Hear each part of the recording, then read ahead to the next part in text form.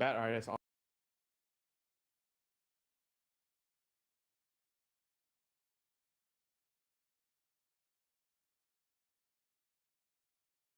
MD.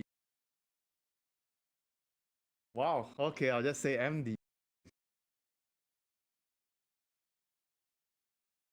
What? Uncle Doug.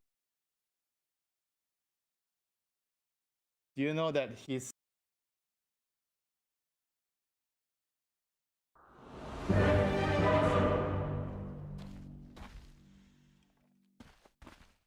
Oh, Pak Daya. Pak means... Bapak should mean...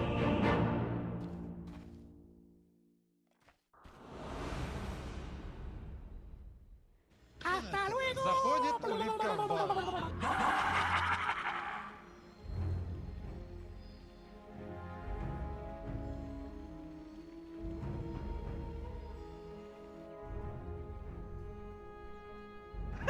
Okay, see, click on the MP as a SF. I wasn't half wrong.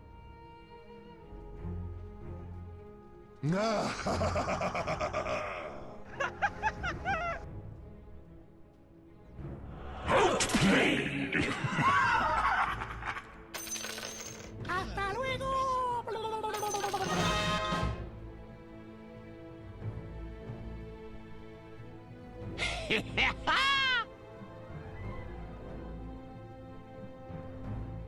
Yours our resident SF. Where there's a whip, there's a way. Where there's a whip, Fist there's a bump. way. Are you okay?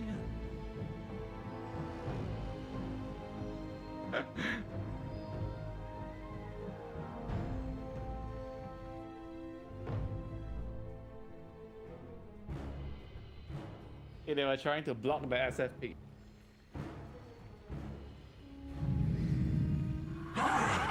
Bless your soul. This.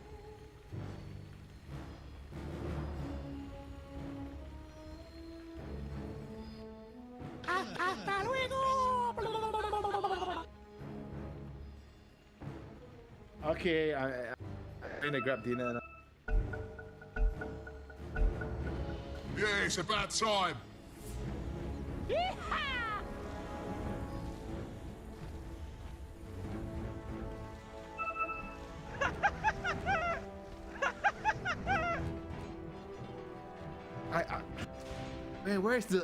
Where are all the stats coming? Hell, I don't even. Hasta luego.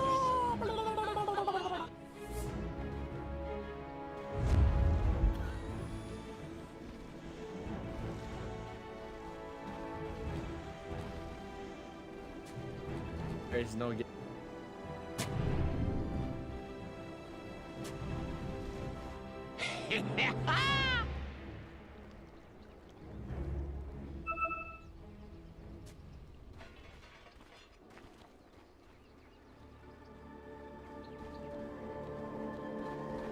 What? Wait. 30 seconds to battle! Wait, the Bear Island. Apologies. You Alright, that's got item. rocks in your head. Nobody showed that. One knows where the heroes are going. They just know based on play.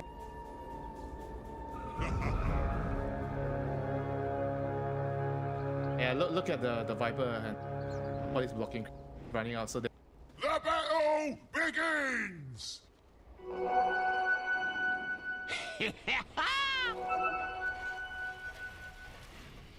Poison attack skill, game over.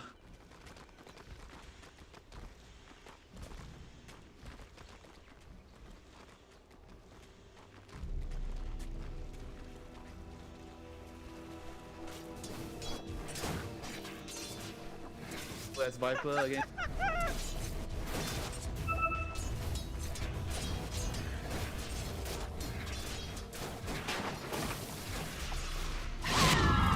SF is... SF is...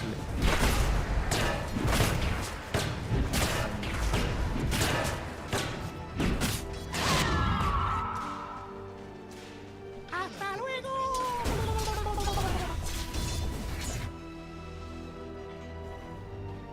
Close, but not quite. Hasta luego. Green Stroke is.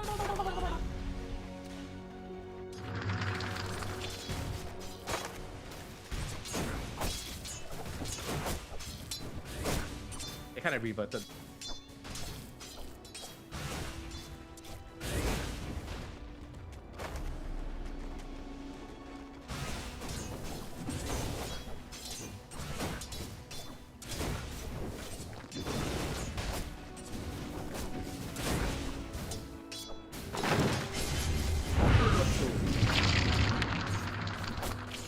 Tiny has Denied.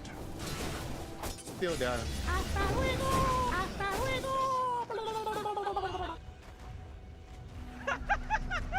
The Viper. Oh, actually, Mr.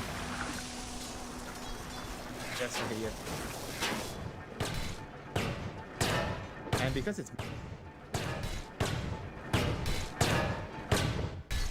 in the safe lane, Viper's off.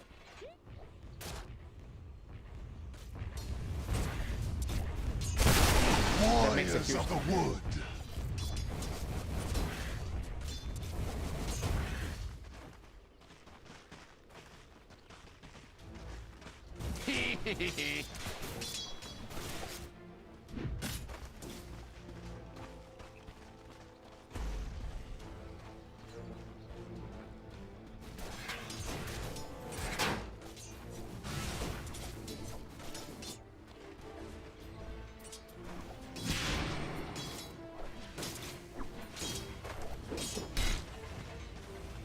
Bot lane still.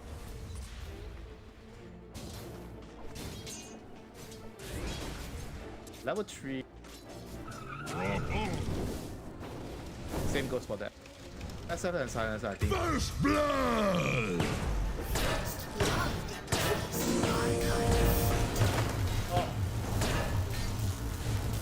Crashed and burned. Not the strongest enemy I've grappled with.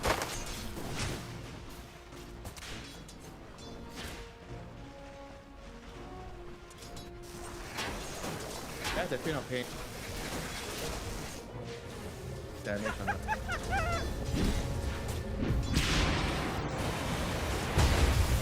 My bat wants that.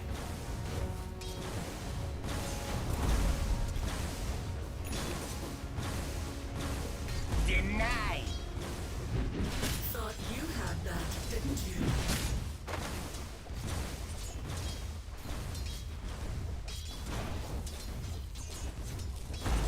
Bot lane. Level 3. Dire's courier has been slain. Anansa is dead at.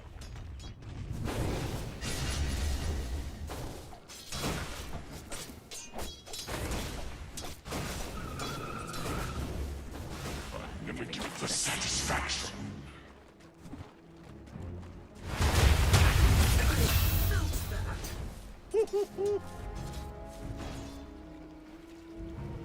Oh, he didn't get level 4 yet.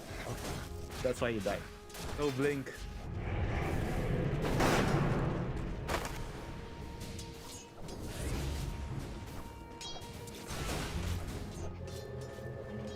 Lane became the boring lane. The Viper against Jagri waves. Jungle. Radiant's been fortificated. Don't waste your time. Oh, blink! He's late.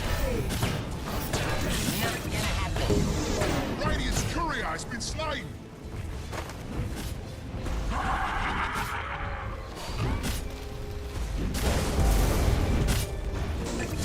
All the MPs tipping in.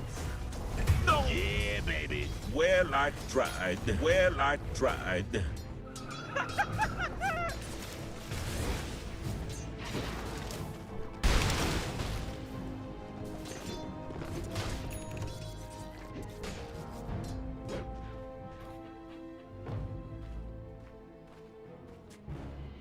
Look, the Dire's Deal top with this. tower is Level under 6. attack.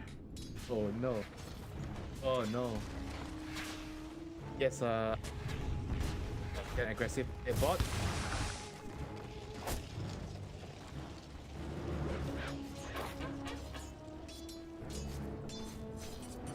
Unlock.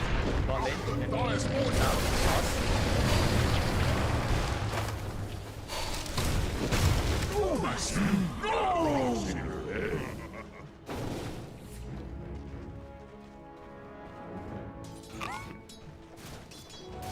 Jackpot.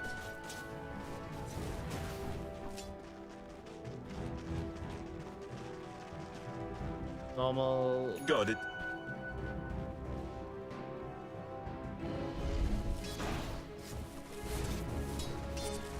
Points the This is our and even last hit.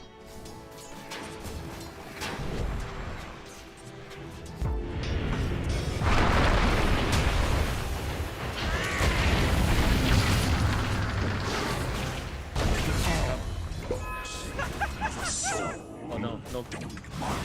Заходит улитка в бар. Заходит улитка в бар. ¡Hasta luego!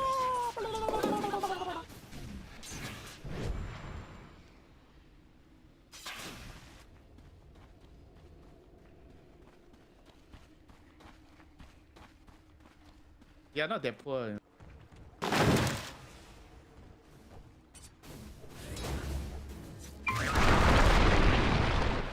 Alright, levels. Nice.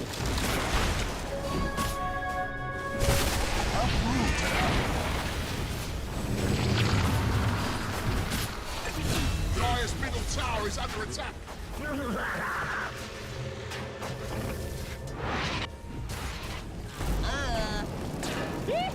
Radiant's top tower is under attack.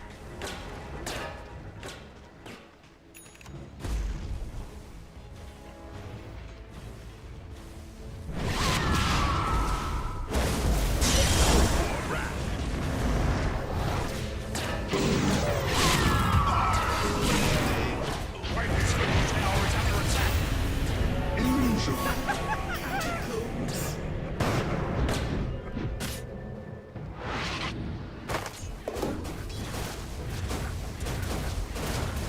¡Hasta luego! That kill was actually kind of. Yeah, I would say kind of worth it. That was.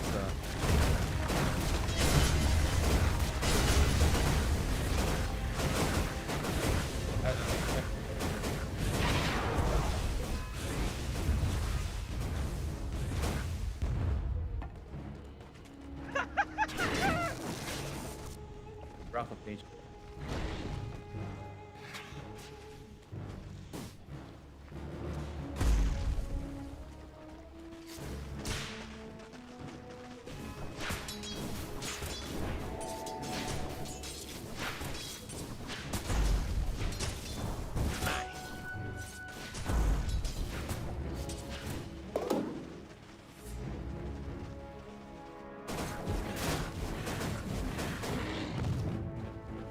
MD.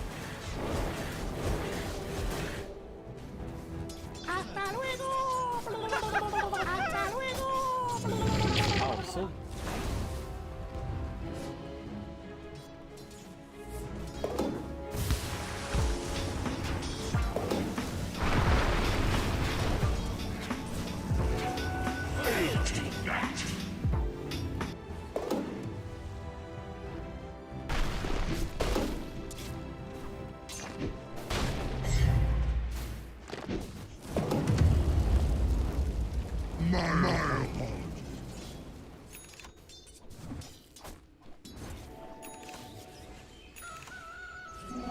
Haste.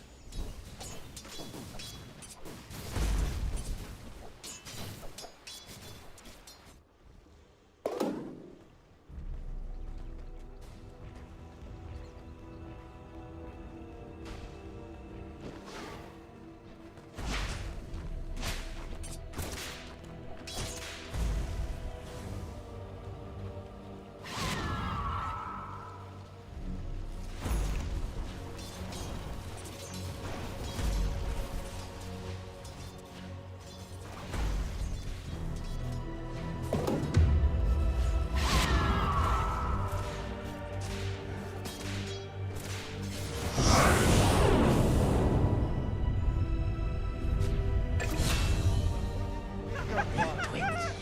Like a snake-bitten mouse.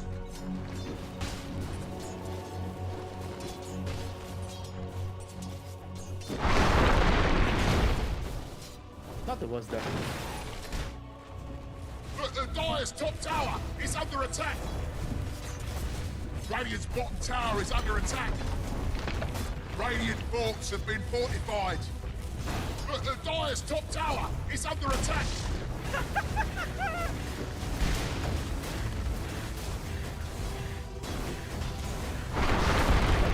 ¡Hasta luego! Radiant's bottom tower is under attack.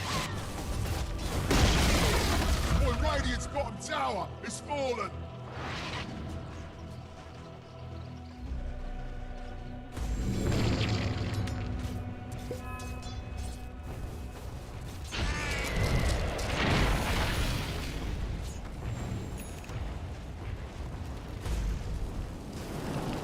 Radiant's bottom tower is under attack. Got it. And it's off. Actually, no. No, take that. Rock on.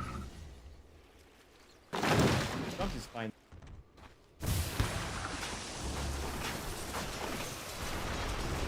No.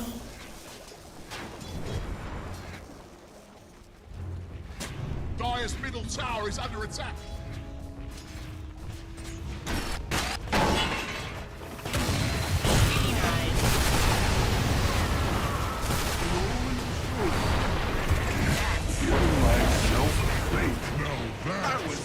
Getting warmed up. Killing spree.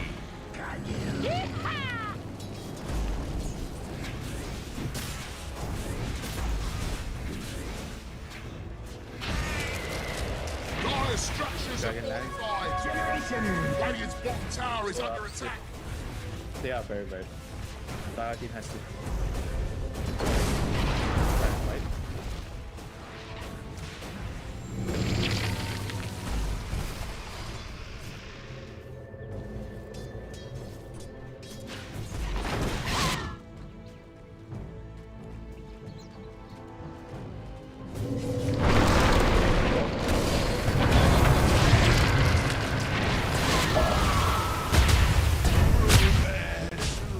I keep my enemies close. And they're Nice record.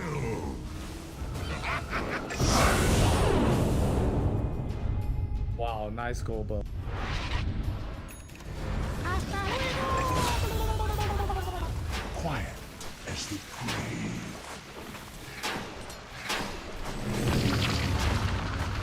Stone dominating. Dire's middle tower is under attack.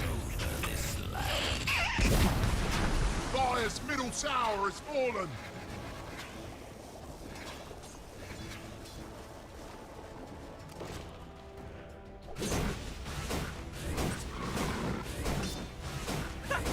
Dire's middle tower is under attack.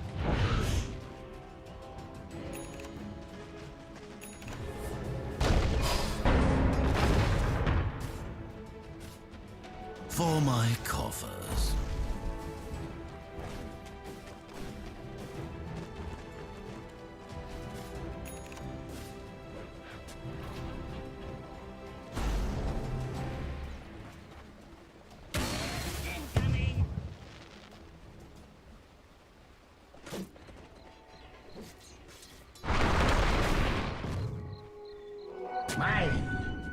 Get involved.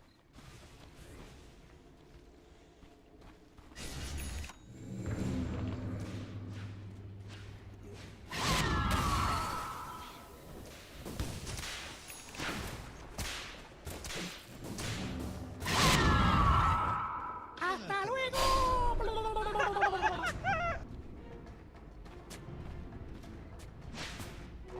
Add another to the tally. Rolling stone.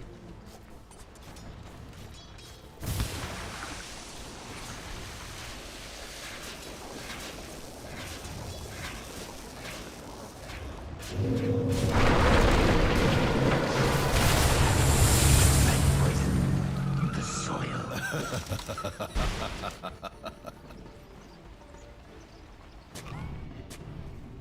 Radiant's top tower is under attack.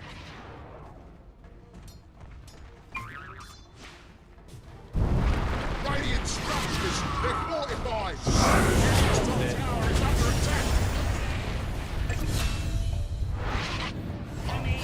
In another life, we'd have been sold. Double kill. Ah, that's what I'm talking about.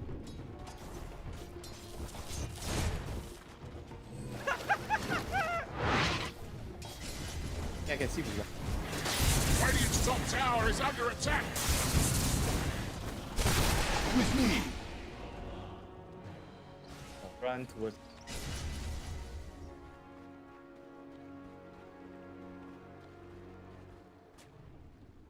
Downside can. ¡Hasta luego! I can stand right. ¡Hasta luego! That confidence. Get my BKB.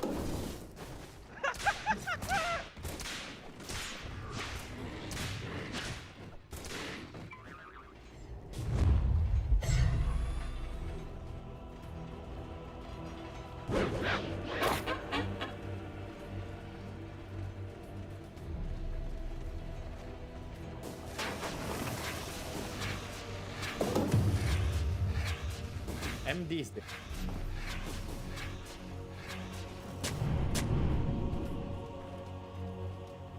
Radiant's courier has been slain. Rock it on. Tiny and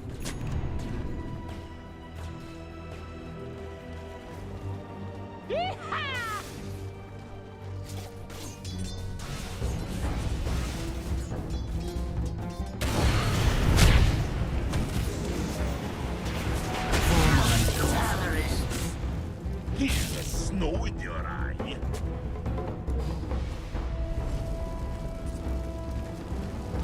animation. Target the flying up in the air.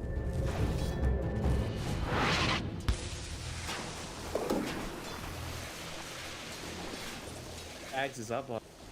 Axe is up.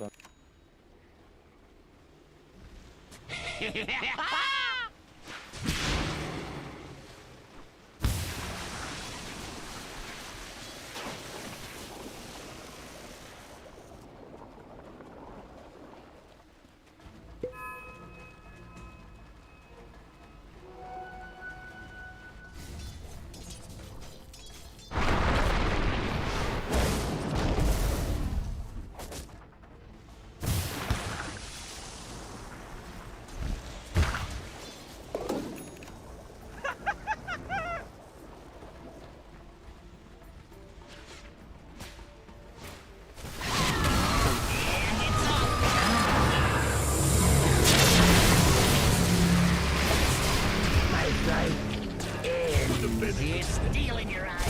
Pull roots and run.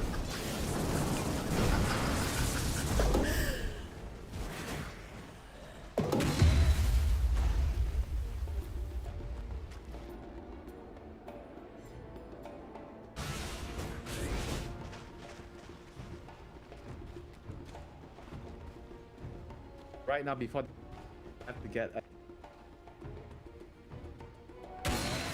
Take that.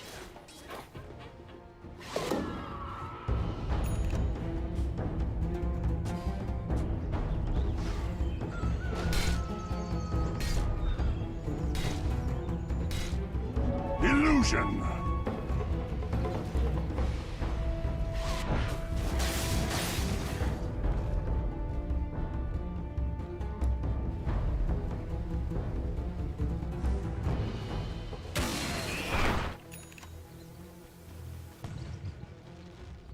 Oh man, come on! He went to join. He actually literally joined the fight, man.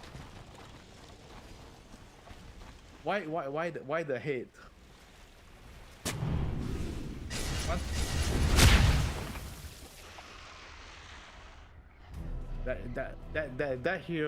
That hero deserves more hate.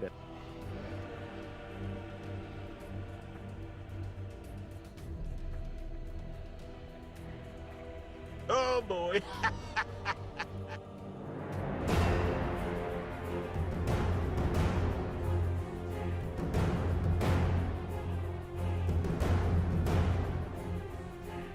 Zola game.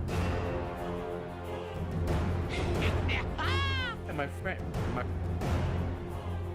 hey, try this hero. This hero is easy to. Maybe, you know.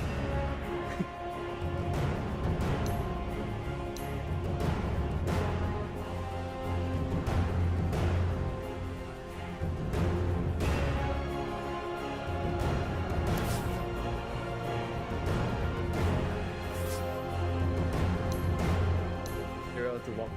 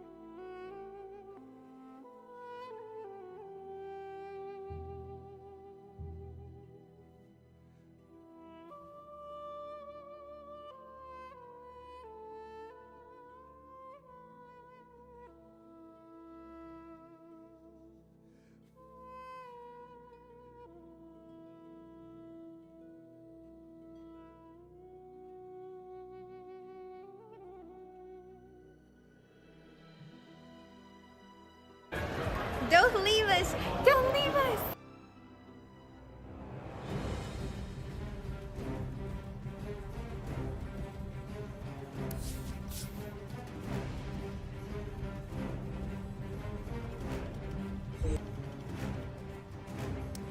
Radiant team ban. Radiant team ban. Dire team ban.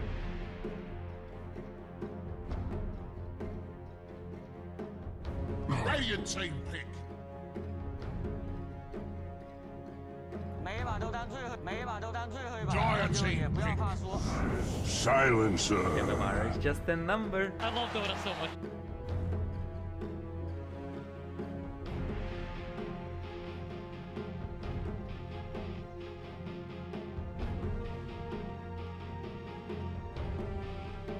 Ten seconds remaining. Hello, ladies and gentlemen, and welcome to the stream. Welcome to the closed qualifiers for the DPC 2022 to 2023 Winter Tour. I'm only Pixel. I'm here with T. T, how are you doing? Radiant team pick. Oh, yes. The Horn of Magnus. Radiant team ban. Let's have a look. Draft well under the way. We're getting a bit of a well, very fast start to the draft here. In fact, oh no, what have I done? Oh, there we go. Oh, well, there we go. I don't know what happened there. My computer, it's running as fast as a toaster. But here we go. Finally managed to load the game. Here we go. So, Team Blink up against OG. Opening picks already. Slark and Silencer to start off here from Team Blink. And OG, they're going to come out with the Rubik and the Magnus T. 5 seconds remaining. Look.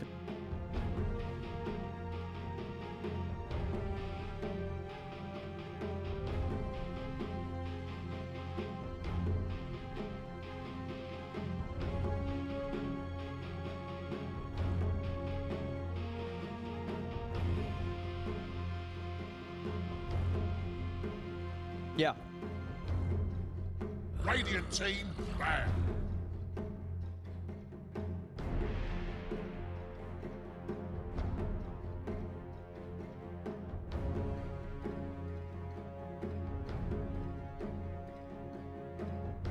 Dire team ban.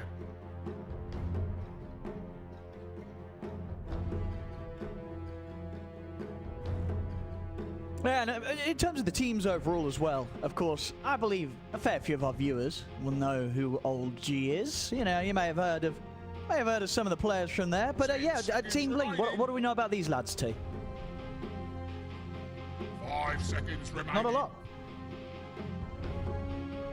Yep.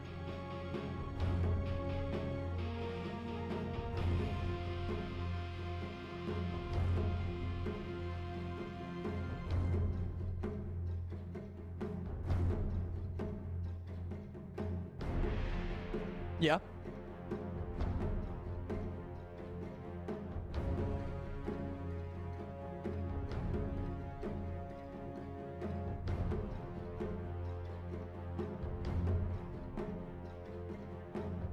Radiant team ban. Dire team ban.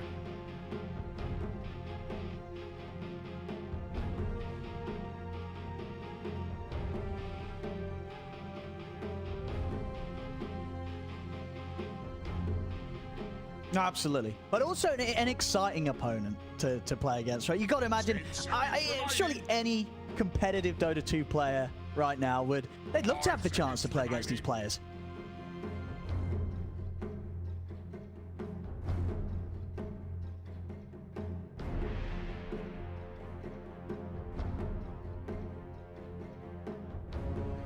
Yeah.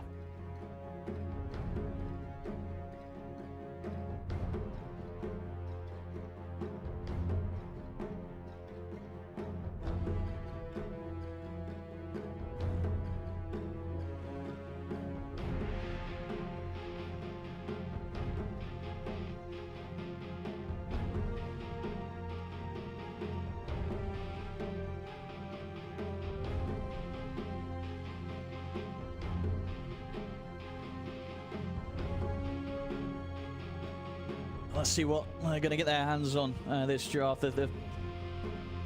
This phase of bans coming in. I mean, elsewhere in the bans, any surprises here? I mean, if you were playing against OG, would you also sort of target similar heroes that Team Blink's opted to take away from them? In regards Dire team pick. to their bans, they're just respecting Radiant the team. value of no one in the team. Yep. I think a lot of teams in history have gone, let's try and ban out, you know, Toxin, or let's try and ban out Seven. It's like, it doesn't really work out that way. But they're just banning out some of the better carries, especially when they're first phasing a slot. You're kind of forced to ban out carries, right? Because you're picking your carries so early. If you don't ban carries that beat him in the 1v1 matchup, you kind of put yourself in a bad position. I think Team Blink they've forced themselves to ban like this. But yeah, for OG, their bans, very much when you pick Rubik Magnus opening, the Zoo, the early pressure, like this combo is very powerful, but you kind of need a little bit of breathing room to get to your first couple cheap items and then feel like you can play the game. OG just respecting the weakness of their opening and banning out some of the also Team Blink heroes that they played in the qualifier so far, just to alleviate that early pressure. Radiant team banned. Go for the Bloodseeker, yeah. Yeah. And interesting, yeah, because You've seen it OG, time and time again, right? yeah, they've gone right down to 5 seconds of reserve time, so they're taking their time with this draft, OG. This is one of those moments where you'd love to know the team comms. Yeah. Maybe you wish maybe they were streaming, but they're not that casual of a qualifier team that they're streaming as well. But yeah, in regards to draft wise, 5 seconds it's remaining. just super cheap fights, right? It very OG-esque, even though it's the OG, it's still OG, and they're gonna have no real cooldowns to play on. Obviously, Magnus, you don't need RP to play Dota, and they've countered Slark now in multiple ways, be it the AA ultimate, preventing Slark from healing up. Now you got the first from Bloodseeker. So this first phase Slark, unless he like crushes lane and just sets the pace so high that OG never really gets skirmishing timings, like it is going to be a really hard Slark game to play. And Blink as well, like they don't have a frontliner right now. Potentially the next 2 bans from OG 10 will seconds remaining. somewhat off-laner-esque heroes that can just soak up some of this damage by some auras, because if Team Blink ever fail at a fight, then sorry, if Team Blink fail at a fight, they don't really have anything to protect each other out. So it's very much, I like the fact that both drafts are just so similar. It's all about execution. Let's see. I'm gonna just say Team Blink surely gonna round this up with a big sort of beefy lad to put on the front lines to have go in. Final ban's gonna be taking away that Tiny from OG. Yeah, it would have been quite nice actually, honestly, with the AoE follow-up to that Magnus is able to set up, and that amp up from AA making that combo of Tiny hurt that 10 bit extra. seconds remaining. Double amp, in fact, if take into account the Bloodseeker's benefit. I love Dota so much. I love Dota so much. Could have made something quite nasty. Radiant team OG's final ban. It's going to be the bat. Nobody wants to play against the last pick. I have to today.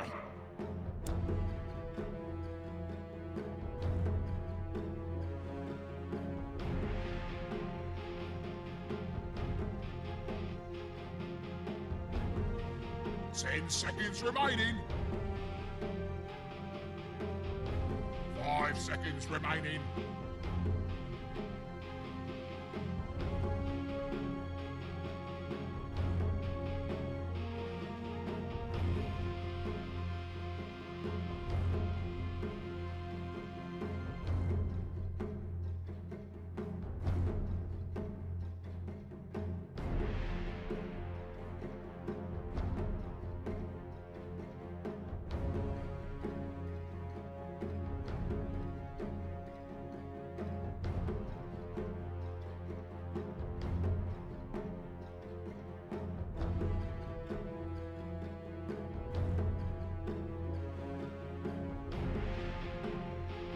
Dire team pick.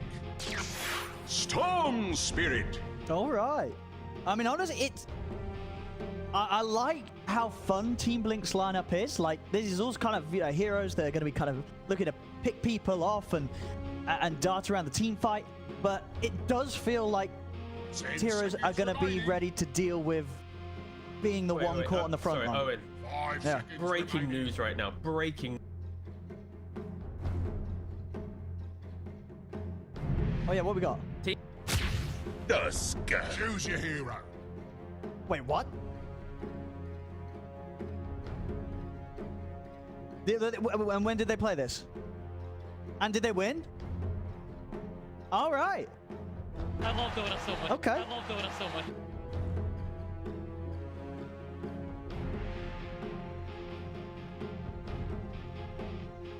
You would have been able to predict every pick, yeah?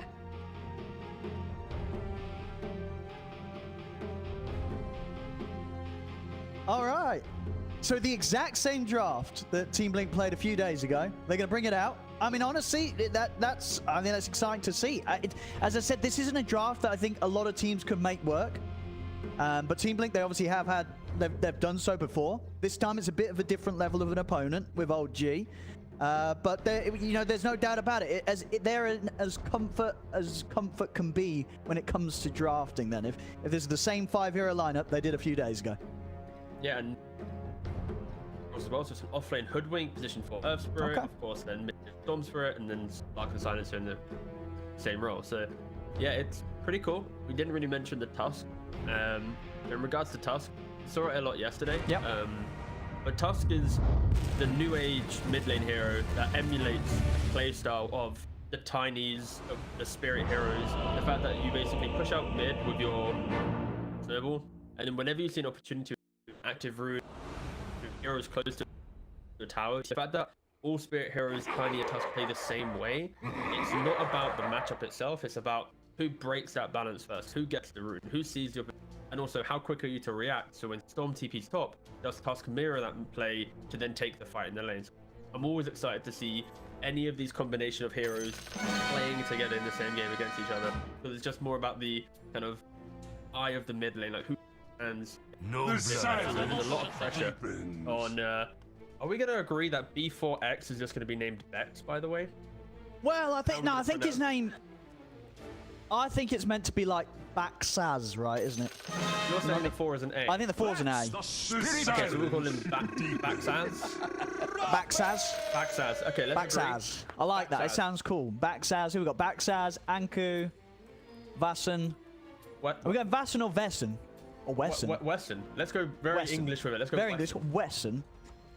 And on the carry, is this like go by Teresha? Yeah, let's go Teresha. Or maybe the full name, Teresha, aka Overkill. I guess it's either Teresha or it's either Overkill.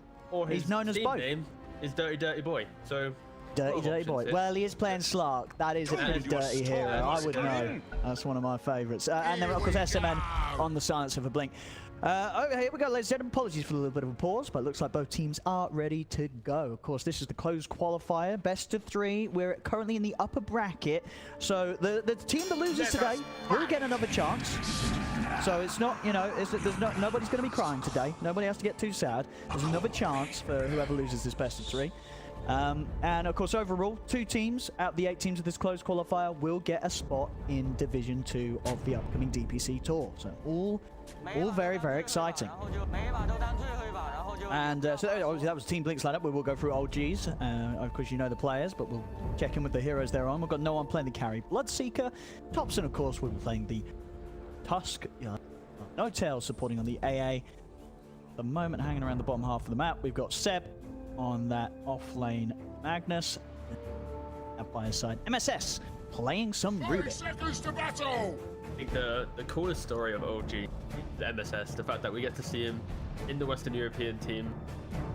He's been in NA for so long now, and he's been one of those players which is like so good, but yet to see like the results translate. And he's now joined, of course, casual OG, but I think if he can just shine in some of these Western European games, they do well Div 2, get Div 1. Like, I think MSS and No One, they're the players that, yeah, I'm just excited to see them play with, prove that they also can kind of beat the quality that the OG lads kind of expect. No, absolutely. We're still very early days with this squad. They've just had the open qualifier run. I've got yesterday's game. They did get a free win, so this is their first match here in the closed qualifiers. OG. They have played. See how ready they are to go. They played like the least amount of games. They played 5 games to get here due to the amount of forfeit. Like teams that go against them, so I can't really play right now. Sorry. And all the other teams, it's like they've had to play 8, 9+ games, play multiple qualifiers. I think for OG at least, if they're not scrimming, I think maybe they wanted an extra 1 or 2 games. Maybe who knows? We'll see how if there's any rust coming into this first game against Team Blink. Absolutely. I mean, looking at the lane setups, who's sort of top of the list in terms of who's going to have a pretty rough time in this laning stage? I think apparently who you're looking at right now, this Slark lane.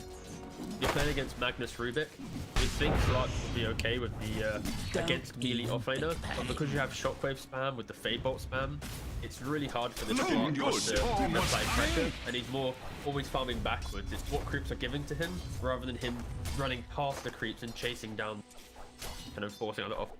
Seb and MSS are going to have a jolly old time, and you see how Seb, he's pulling back the creep wave, eating it in front of... MSS will prevent the ball. This will probably be quite a difficult lane. Like, at least find kills. So top lane already, both Anko and Weston getting harassed pretty hard by Notes out. Constant punches that he's able to throw out, and threat of the blood right damage too. But both the side lanes, or old G, sorry, are just lane winners, right? About Hoodwink goes for it as well.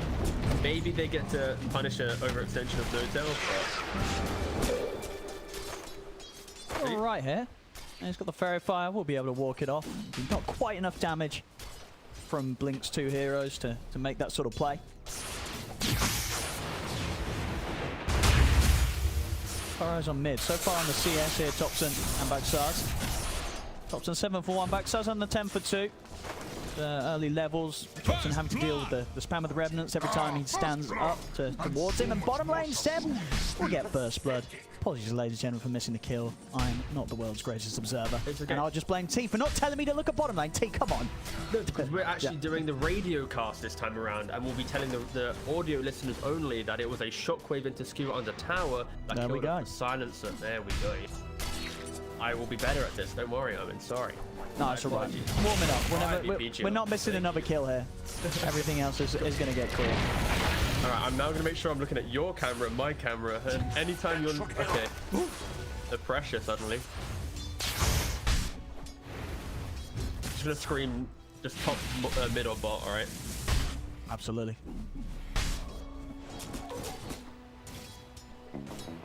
Start of the So game. far, CS. We've got 2 carries, 16 for 5 and no one.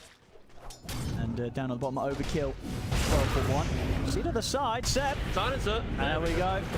SMN, is he going to be able to walk this one off? He's got the stick charges, but he cannot escape them. Seb manages to take him down. We see Overkill trying to trade back at MSS, but he's got to be a little bit careful of this Slark. The Shockwave's going to drag him back. MSS just standing his ground, will die, but Seb gets the cleanup.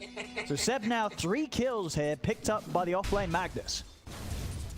Look at Seb's inventory. He started the lane with the Wraith Band, getting the 5 Agi plus the armor. It makes you quite beefy, and then he's looking to go for a second one as well.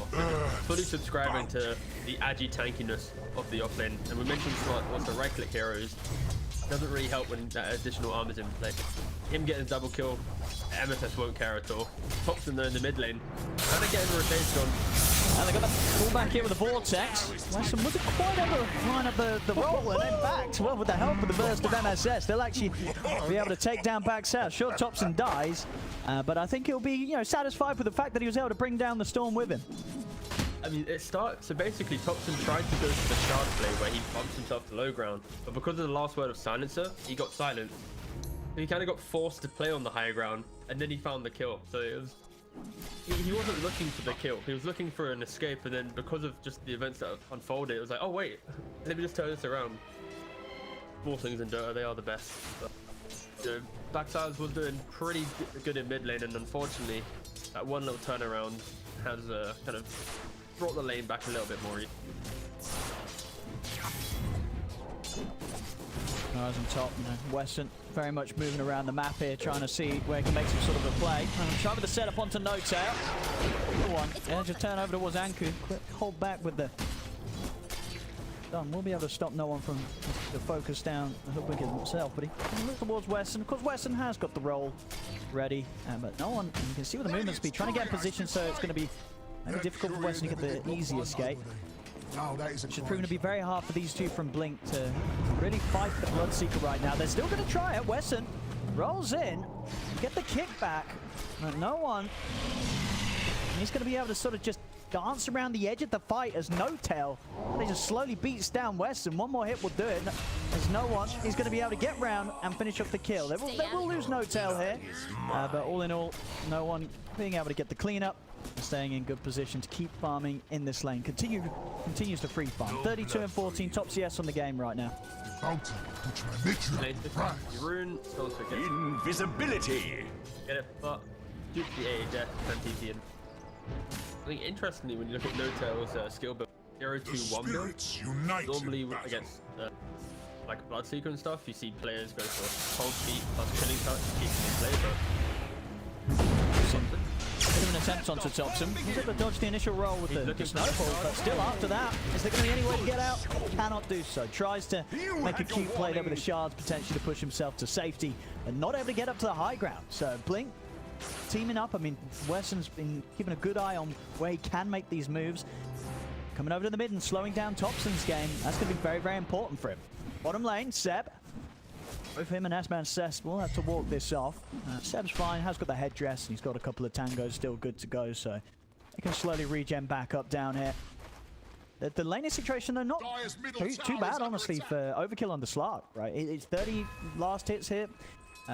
It's not like he's getting completely bullied out of this lane at all. He's still able to find some decent farm, and closing on the 6. Thompson does want to make a move before that Shadow Dance comes online, and will manage to get in underneath the tower, take down Overkill, skewer 4 from Seb. That rotation from Thompson, they'll be able to clean out the bottom lane, which is definitely needed there from OG, because things weren't going too bad for the Slark so far. cool play there was he told No-Tail after making stacks in jungle, you take mid, he TP bottom. I think he got seen a little bit, or at least they kind of they were positioning. But because Thompson had the ward available from what he's going to place on the River Rune, hard kill. So I expect this bot ward to get dewarded, but yeah, just nice speed and play from Thompson. Just to put a little bit of pressure on Slark, who was having a pretty okay game. Max Ass, he's going to get aggressive in on the mid. No-Tail caught immediately there by the jump from Blink. So again, some fast moves around the mid lane from Blink. Thompson and MSS looking to strike back. They'll trap SMN in with the shards. With the backup of Wesson, with the burst out onto the 2 of them. So that's going to be enough to allow Wesson to maybe chase down these heroes. Max Ass has enough mana to close the gap, in fact. Zips across, catches Thompson, now up towards MSS. Blink, they're going to keep this going. So they'll look towards the Rubik. No-Tail TP's in, trying to help turn things around, but MSS will still die. Able to continue to find these trades against OG in these early fights. Blink, they're the ones bringing the numbers, making sure they're ready to start the fight, and then OG TPing in are able to can at least get some recovery kills. But I like the fact that Blink, even though the lanes didn't go so well due to just the strength of OG laning potential, they are just bringing the fight to kind of cover themselves a little bit, not allowing OG to win the lanes and set the early pace of the game. It's kind of commendable stuff right now. But Blink, at least, they need to, in the back of their minds, go, we haven't really shut down this Bloodseeker, and also we haven't really shut down the Magnus. We've been dealing with Tusk, just annoying them, but we're yet to really stop the main kind of winning concept of OG's lineup in their early game. So, pretty okay start for the team. For sure, and yeah, they are going to have to be very careful with how they choose to fight the Bloodseeker. Pretty much one of those textbook heroes that if you don't quite able to burst him in that initial jump, highly likely that the rest of his team is able to set up the fight in a way that Bloodseeker's going to be able to turn around and go back at you. We'll see over at the mid, Wesson finding the setup on Thompson. Thompson underneath the tower, by a bit of safety over the snowball, able to dodge the sharpshooter from the hoodwink. Turns around with a punch. Seb and MSS heading over to help out, but Baxas has enough mana to zip forward and take down Thompson. Is pretty much out of mana now, but he's got a lot of backup. Blink bringing in the numbers. Anku, Wesson, and SMN turning up to make sure that Baxas gets the double kill. And OG, they get nothing out of the move around mid. Wesson, in fact, he's not done. He spots Seb stepping down in the river, rolls forward, opens up with the silence. Seb has the shockwave, will opt to use the skewer to try and get away, but the stun from Anku does catch him. Thinking about chasing Seb here, but hasn't got anything else to throw out against the Magnus. So, a fight. Now, Blink 9-10, only 1k gold down at the moment against OG. I mean, you said it during the draft. This is a draft. This is a 5-man lineup in terms of the heroes that Blink's played before, and you feel it. They're playing this early game very nice in response to what OG's trying to bring at them.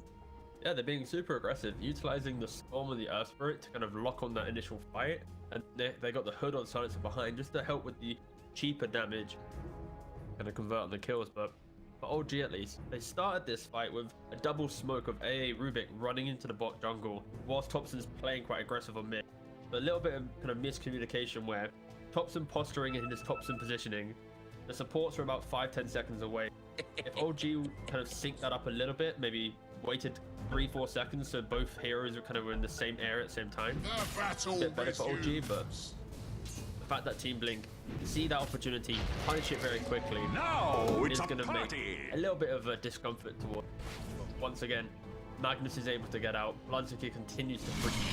When you think about the carry, Bloodseeker beats Slug. Of course, Slug is going to have some issues throughout the entire game. If he ever goes low HP, Bloodseeker counters him. Otherwise, be fair. And also, for Blink as well, Slug can't get ruptured. That's why I think Earth Spirit Stop for it would be really annoying for OG, at least in later portions. Because even though they aren't going to get ruptured, they're going to be jumping the Earth Spirit and not forcing him to repeat, which allows him to be in a bad position to Slug for a better entry. Yeah, again, both of these lineups, a lot of skirmishing, a lot of fighting. A little bit of a lead to OG, but that's only because of how well their lanes. We'll see here. Blink trying to make that move towards this area. They know that no one has had a lot of space down here. The two of them smoked up, Wesson and Baxaz, but OG, they've got the numbers. We'll see if they're able to take this fight. Blink, Baxaz goes straight in, looks towards No-Tail. Global Silence online and ready to go. Popped immediately to enable Baxaz to go in and be fully covered here as he's able to safely take down both of OG's supports. No one has stepping forward, but Blink, they're still maybe happy to take this fight. Seb will drop the RP onto the two of them, but no one goes down. Seb trying to stand his ground to at least trade with the Storm, and will manage to find that in returns. Topson also committing in to make sure that OG can find a second kill out of this. But overall, it's 4 kills for Blink. OG at a point now where it's actually them that's struggling to necessarily deal with the fight that Blink's bringing towards OG. Yeah, this was perfect. Blink needed that opportunity. Magnus, one of the untouched heroes of the game so far. Baxaz, he's had a stellar game so far.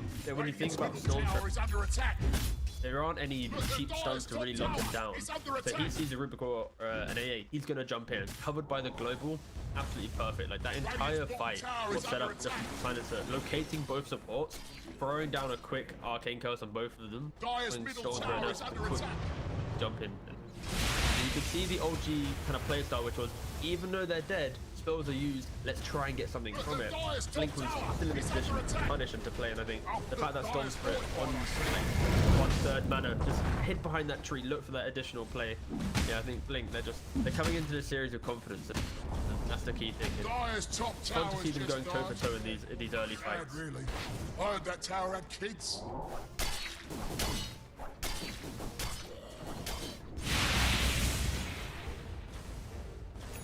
Let's see, OG was the bottom lane, the three of them.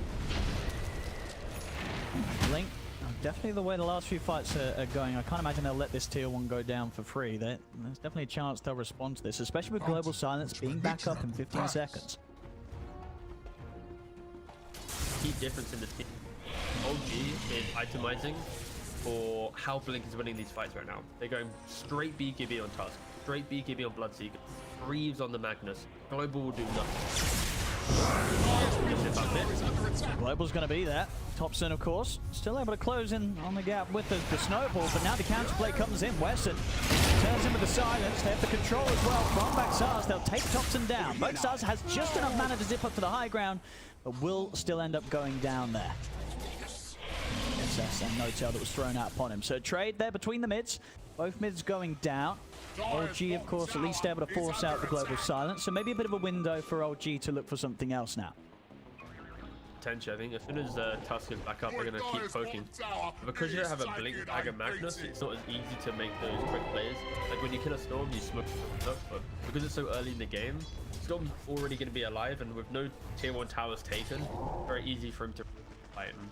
I wouldn't be surprised if OG, they do these continued smokes, which is like, poke your head for a cheap kill, quick reset. Because they're not looking to win a fight or win the game right now. They're looking to make that kind of that game-breaking play in kind of 5-6 minutes time. When the Greaves, the double BKB is online, Glimmer Cape on the Rubik, like, they're fully itemizing for that one big fight to break the game. I'd say by minute 20. By minute 20, OG are going to have a fight where they should, on paper, with their items, be much stronger than Poor SMA just getting trapped up. TP's coming in. They want to be able to back SMN up. In fact, SMN's still alive. Thompson wasn't able to finish him off. The TP's come in, Blink. Not a team to let a man go down on his own there. They're there with the backup, and they make sure that SMN, he's walking out alive with that one, T. I mean, when you're playing mid-tusk, right, if you commit with a snowball, you've committed. You can't back out, and an aggressive player, you're kind of feeling the repercussions of his aggression. A couple of times now, he's kind of snowballed into absolute doom in this there. It's going to be the tier 1 going down. That kill that Blink's able to take against Thompson. They take the tower. Top lane as well. They're also looking for action up here. Zeb has to drop the RP. Finds out some sort of safety. Will be able to land the combo nicely there with a follow-up from No Tail. So Blink will be punished for that move up top. Zeb and No Tail able to turn that one around and keep no one safe. And Seb returning with a tip. You know, we haven't seen many tips. It's more been Team Blink tipping each other and stuff. And Seb, oh wait. I mean, how good. He's just able to come in and take him down. SMN will get finished off by no one. But a nice little snipe there from Anku.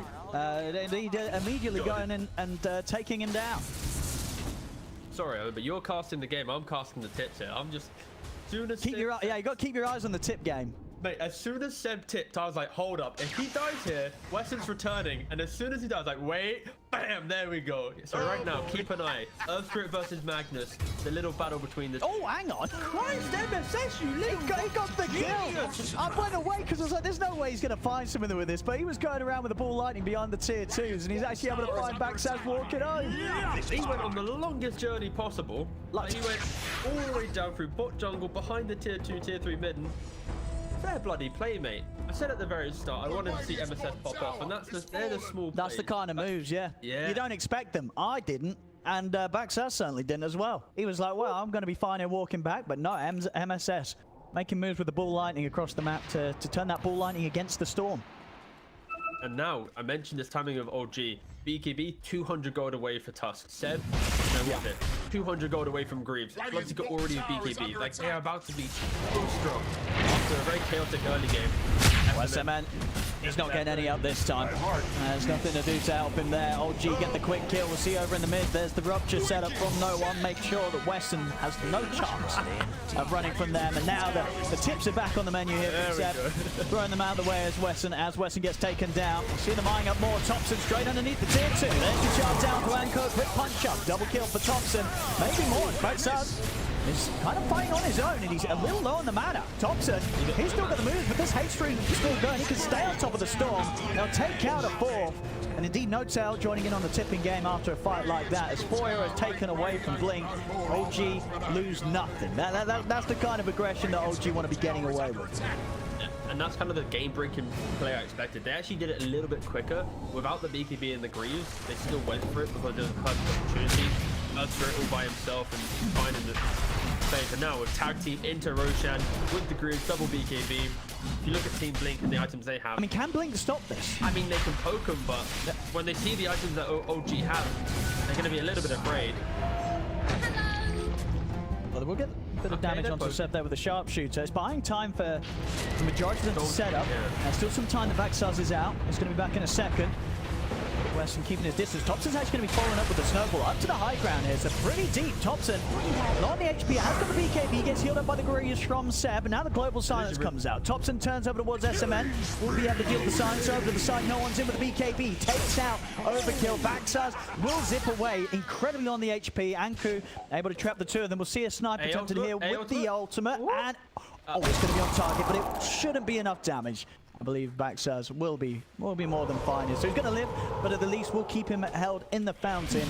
So OG, they're able to step away from the Roshan, get themselves a couple of kills, and then straight back to business. This Roshan should be theirs.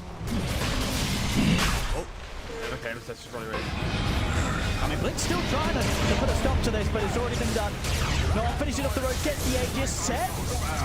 Will get taken out. With the Aegis on the Bloodseeker, maybe they can take it down the once. Not quite. Glimmer up, throwing the way of no one, keeping him safe here from this damage that Weston's trying to keep on top of him. So a few creeps around, which will be very handy there for no one to heal up a little bit and protect this Aegis that he's just picked up. Another Glimmer used to allow him to separate himself from Backsaz, as OG, very miraculously, they're able to actually keep that Aegis completely fine here on no one. So whilst they do lose Thompson and Seb, they will be able to reset and still have plenty of time this next upcoming 4 minutes to make a move with no one having the Aegis.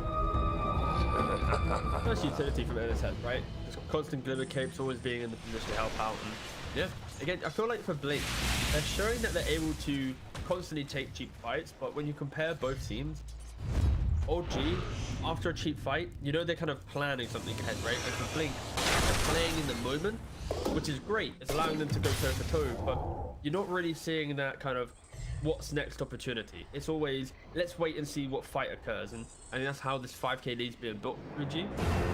If you're Team Blink, I kind of like where they're going with, at least with the go for the shard to get that depth shroud online.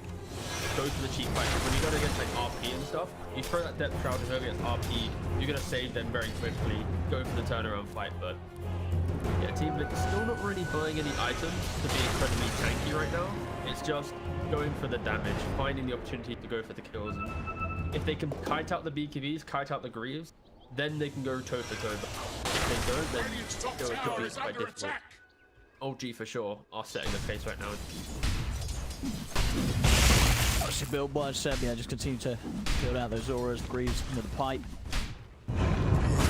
Anku's nearly got his eye. Nearly got that completed Blight Net. Radiant's top tower is under attack.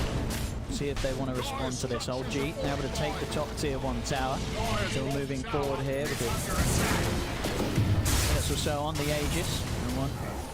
Having his Gleipnir now complete. He's taking a beating. Going for an additional bit of lockdown because if he looks at Seb's going for the Greaves and then into a pipe. Kind of go for Gleipnir to cover the CC mag's not providing because he doesn't blink.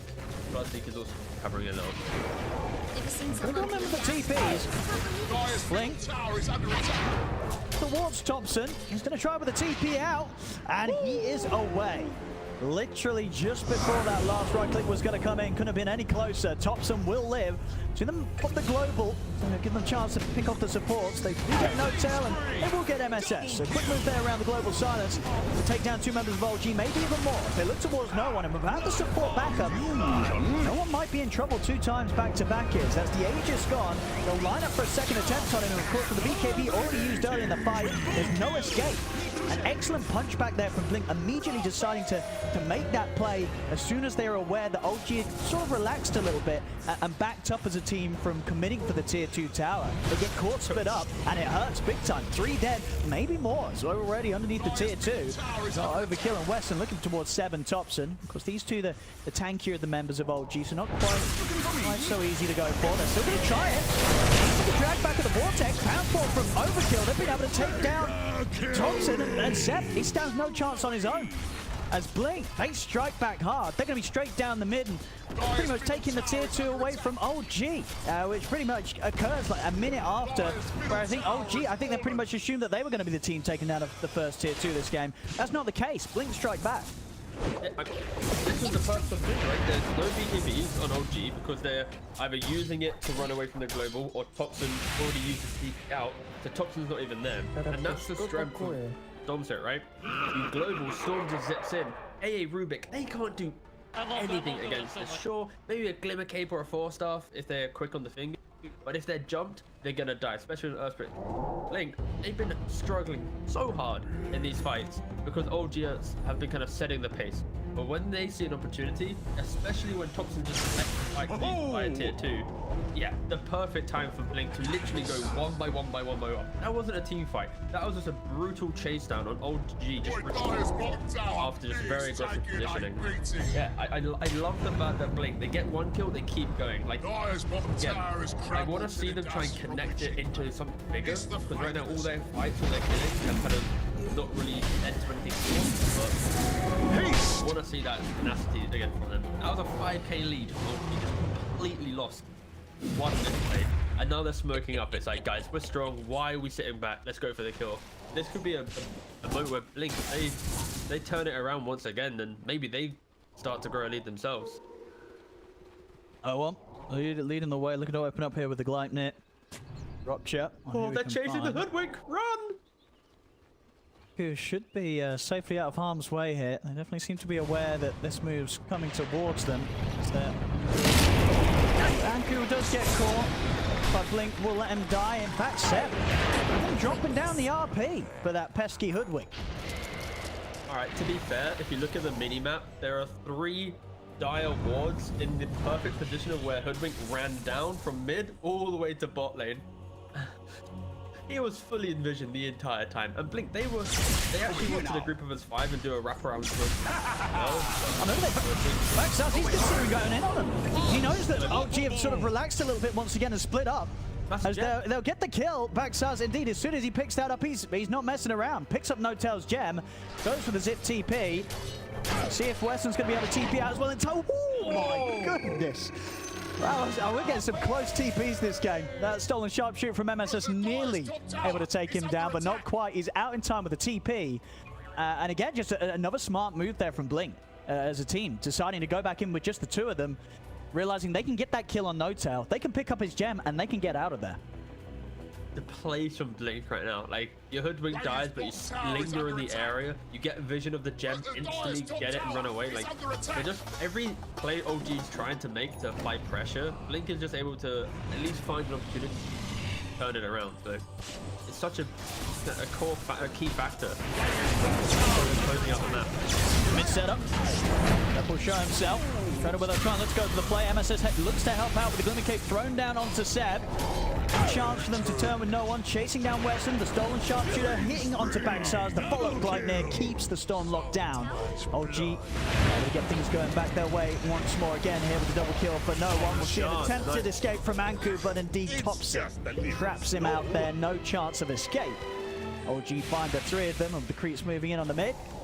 Be their chance to take down a tier 2 themselves. There's gem recovered. So after all the hype of Blink finding these small little moments, OG just kind of group up and go, let's fight together, guys. Let's just crush them together. Up to the side. So the 2 members alive of Blink, Azaman and Overkill, staying out on the map. Underneath the tower, they'll happily go. An ambitious TP attempt there from SMN. Gets abruptly shut down by the snowball from Topson. As OG, the 4th kill off the back of the team fight. Continue to get the lead back in their hands here. 3k lead at the moment now for OG. This fight is the perfect example of how OG wants to take fight. And this Magnus getting initiated on with a greed, with a pipe. He's even going halberd after this. Like, he wants to just be the center of attention and then allow all the other heroes around him to kind of use AA and Rubik to hide in the tree, not get jumped by Storm, and then take the fight from there. And that's exactly what happened in engagement. OG positioned nicely that Magnus was the one that was jumped. Link got a little bit kind of excited to initiate, but we're at the point of the game now with these lineups. It's just non-stop fight. Like, there's no reason either team needs to back down right now. OG go from 5k lead to no lead to 5k lead. Like, at any minute this game can just accelerate to a 10-20k lead for one team, depending on who gets the perfect jump. Yeah, OG kind of in the driving seat right now.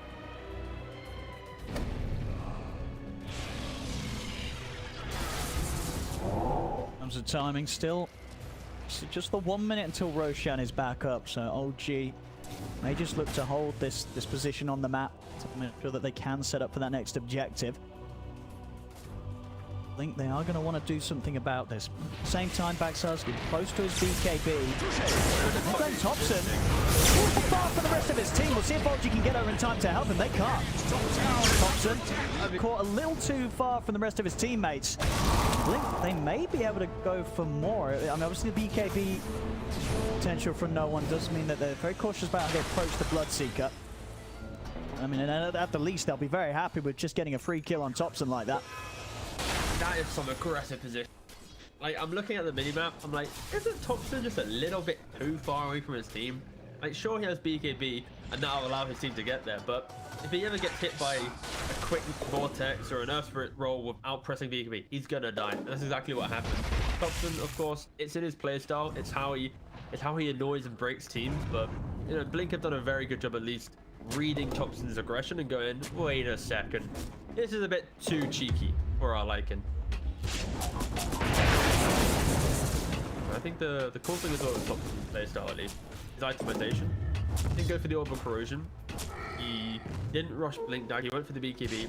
He then goes Deso.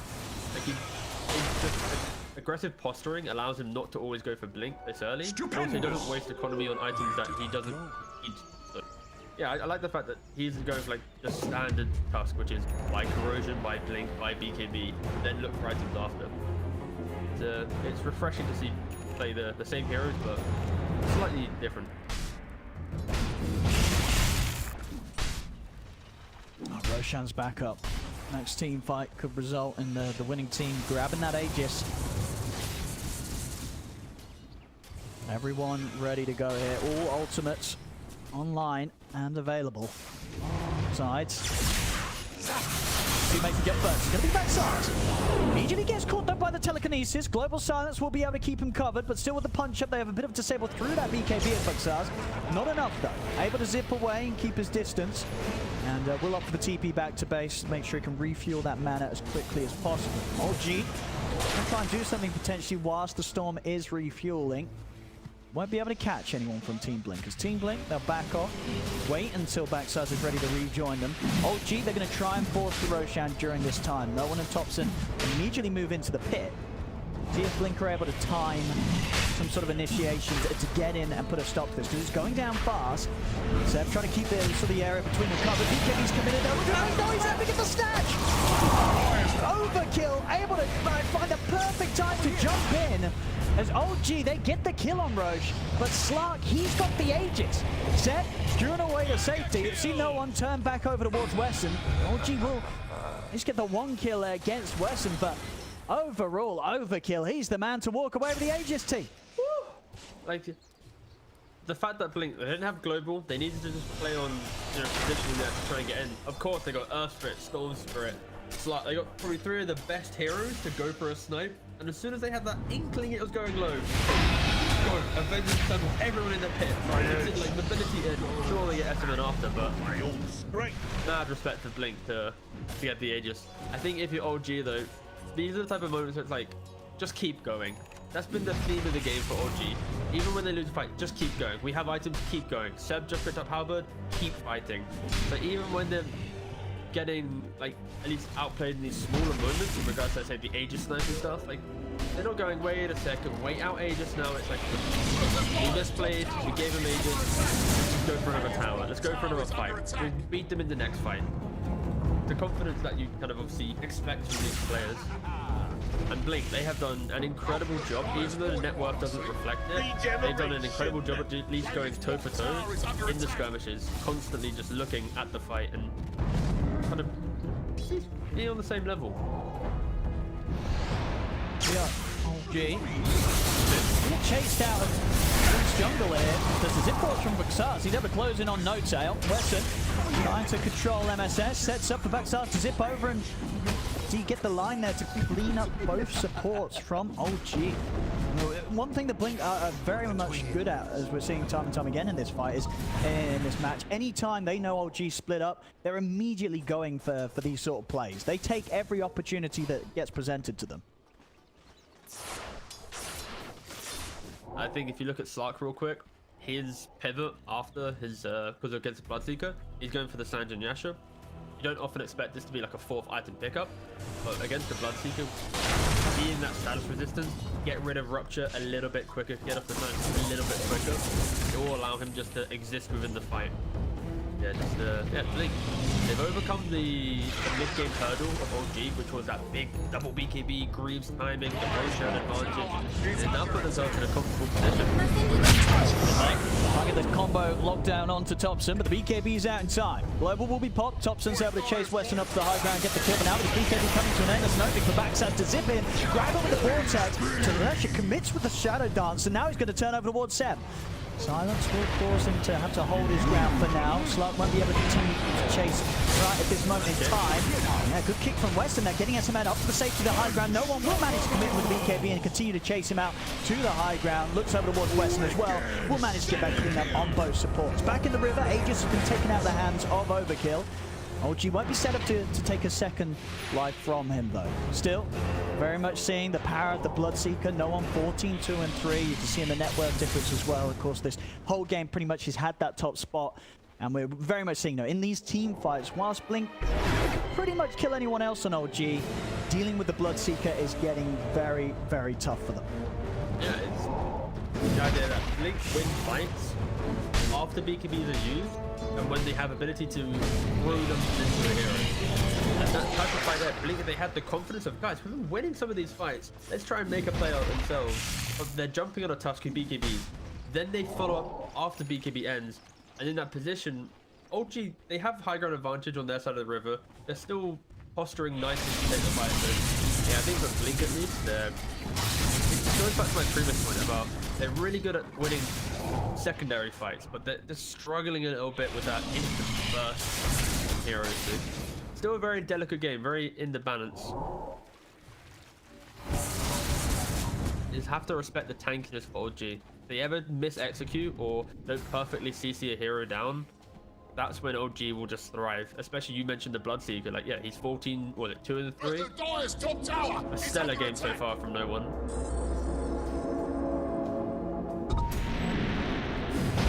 Now you've got that, threat of Seb with the Blink Dagger.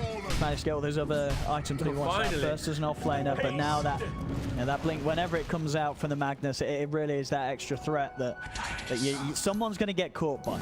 Seb highly likely to be able to make the jump, make that sort of counter play as well, unless SMN can keep it perfectly played with the global silence, because even with that, they've waited for Seb to remove that from himself. You see underneath the tower, no one. On the BKB, Anki tries for the TP out. They've gone pretty aggressive here, OG. And Blink will rise to the occasion to try and fight back at them. They've lost Wesson. Backside with his own BKB will have to walk this one off. Thompson, underneath the tower, tries to go in deep to take out SMN. Puts the BKB in an attempt to run away, but the physical damage will be enough to take him out. So Blink, as a whole, once again, punishing OG there for the aggression. Losing Wesson. And in return, able to take Thompson out.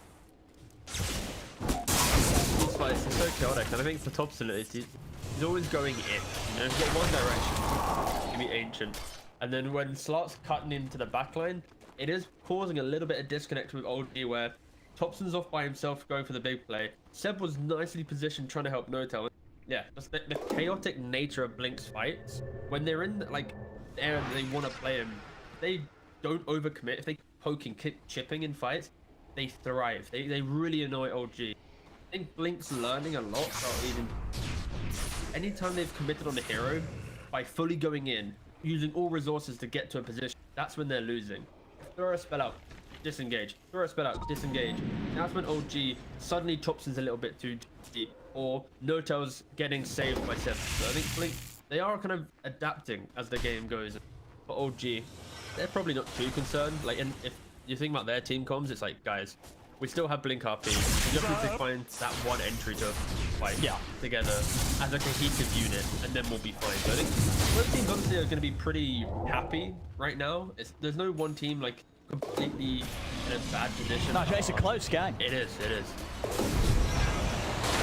The amount of D wards coming out from Blink, of course, with the Slark, getting to see when he's the Shadow Dance isn't available. It's really helping Blink just have a little bit more entry into some of these fights. As we saw, just being picked up as well. Baxaz for the next fight. He's got that Hex completed, so very, very nicely farmed Storm. And already we've seen with the sort of target prioritization from him, he's been smashing it in his team fights. 15, 6, and 9 this game on the mid Storm. A hero that, not a lot of people are playing right now in competitive. But Baxaz making it look very, very good. Top lane. Keep Overkill completely locked down. We'll have the RP timed nicely to make sure there is no escape for Overkill from playing pretty deep down the top lane. Obviously felt a bit safer as a Slark than maybe he should have there, as clearly OG, they did have the AoE control to make sure that he doesn't get away with being on that part of the map. I think when you think about Magnus versus Slark, as soon as you have Blink with the skewer, Slark throws down his shard, his depth shroud. You're always going to be able to skewer whoever's inside the shroud away from him to find the kill. Magnus, 1v1 does pretty well against Slark.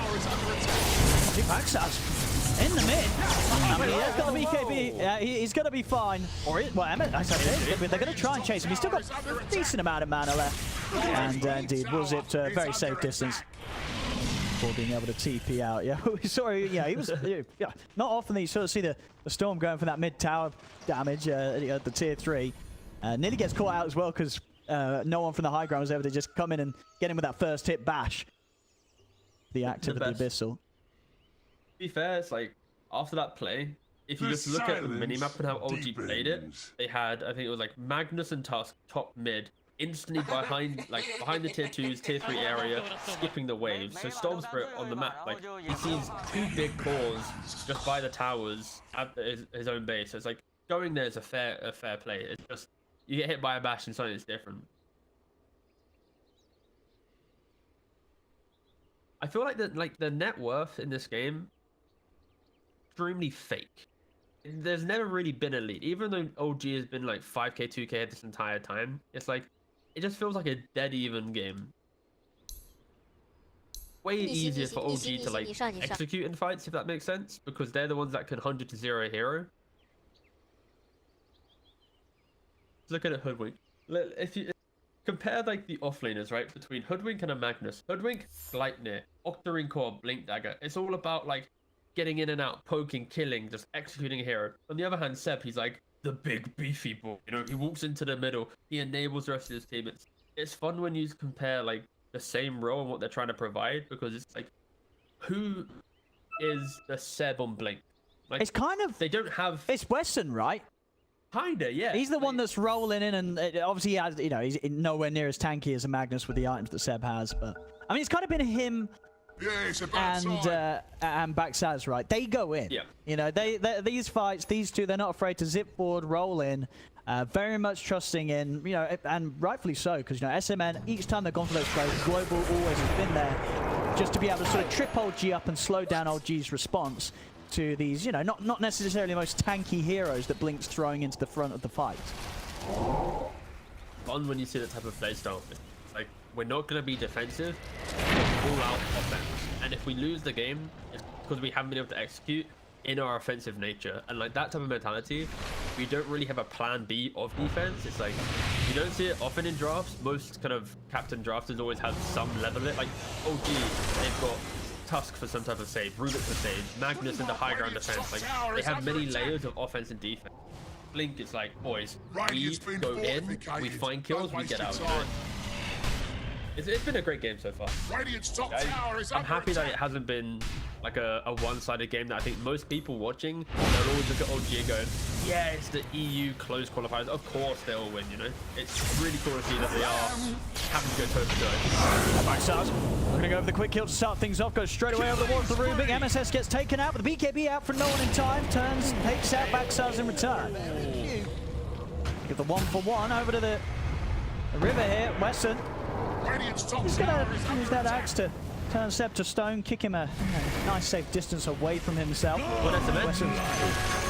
Maybe over the mid, Thompson gonna have to chase down on Anku. And with the overwhelming Blink, jumps in, has the punch up. Anku able to turn, gets the stun off actually, laying down the tree. But still not going to be safe enough for Overkill to commit. As he has to get him on high ground. Seb knows where to find him. If he's able to get back to the base, Seb really wants to try and finish him off. The buyback's going to come out, in fact, from Baxaz. Wants to punish this dive from Seb. Comes straight back into the action with the buyback. Will punish Seb for trying to chase in and get that kill. And he's in fact going to look for more. Baxaz, he's out straight away over towards Thompson. Enough mana to pick up another. And now another one on top of that as well. Gets no tail. Baxaz with an incredibly high value buyback. That's an insane buyback, and the aggression from OG, great to watch, but Blink instantly punishing it. It's up, so Baxaz, he'll be able to head over and make sure that he's got this ready for the next fight. Seb knows, he doesn't want to let them have this. He comes in with the buyback, same to be said for No Tail. They don't want Blink to get this Aegis. It should be enough to defend it. No Tail has ultimate available. He didn't instantly throw it out that some AA players would have done. Holds it back a little bit, but the fact that OG finding some great pickoffs, a little bit excited. When you, in fairness, Slark had Rupture on him. If Seb connected on one of the spells, he was so close. Rupture's still there. It would have been like, he's dead. Does he even have buyback on Slark? he does have buyback, but probably would have forced it. Look at them go. They just go straight into the jungle of OG. Then look at them all set. They've got him with the setup. He's tanky, but is he tanky enough to survive through it all? Another jump forward from Overkill. They'll continue to stay on top of Seb. He tends to steer himself to safety, but ends up bringing Overkill with him. Turns with the disarm, but there's another Dark Pact, another pounce. Overkill in on top of Seb once more. And Seb's going to live. He's going to live. And in fact, with a rupture, they're able to lay down onto Overkill. It's a bit of revenge there. You know, Seb may have died earlier diving for an attempt to kill on Overkill, but this time it's Overkill going down. Of course, at the same time whilst that dive was happening, Baxaz also dies inside the jungle of old G. So, I don't think you can solo the Roche there, my friend. He was just like, guys, what are you doing? Why are you diving the base? We want to do Roche. You don't want to help me? I'm going to do it on my own. Of course, he couldn't. He said, luckily. You know, so that's just, you know, it happens to supports, isn't it? Your cores are diving and you're like, well, just screw me, I suppose. I'm just gonna do me. Hit this Roshan. Poor lad. He's basically a core at this point, you know. He's a big lad, but my God, yeah. Blink just putting a bit of OG play style in their own playbook and going so aggressive. But yeah, with Seb, how tanky was, fighting them back to the tier 4. I just love this game. It's like, this is what you want to see from a Zona game. Scrappiness, fighting, left and right, both teams being at it. And at this point, no buyback of Storm Spirit. Tier 2's available. Thompson, he's in. Oh, nice save though, Wesson. Oh, no. It still died. Damage, it's still died. It does. Interesting interaction that I do. So what? Even though you won't take the damage once you're in stone form, as soon as you come out of it, if you're still ruptured, you will take the damage that you went through. Yeah. Nice try to save him. If you click on the hook, you can look at Death Summary. It's exactly how it shows. It's like he's as Enchant Remnant, and then after it, it's like 600 damage. This button don't work. There we go. See there? See how he's stunned? And then after, there's one big sum of pure damage at the end. Poor old Hoodwink. Didn't withstand the chance. Oh, Baxaz was back in play. Hoodwink, you know, Anku does have buyback.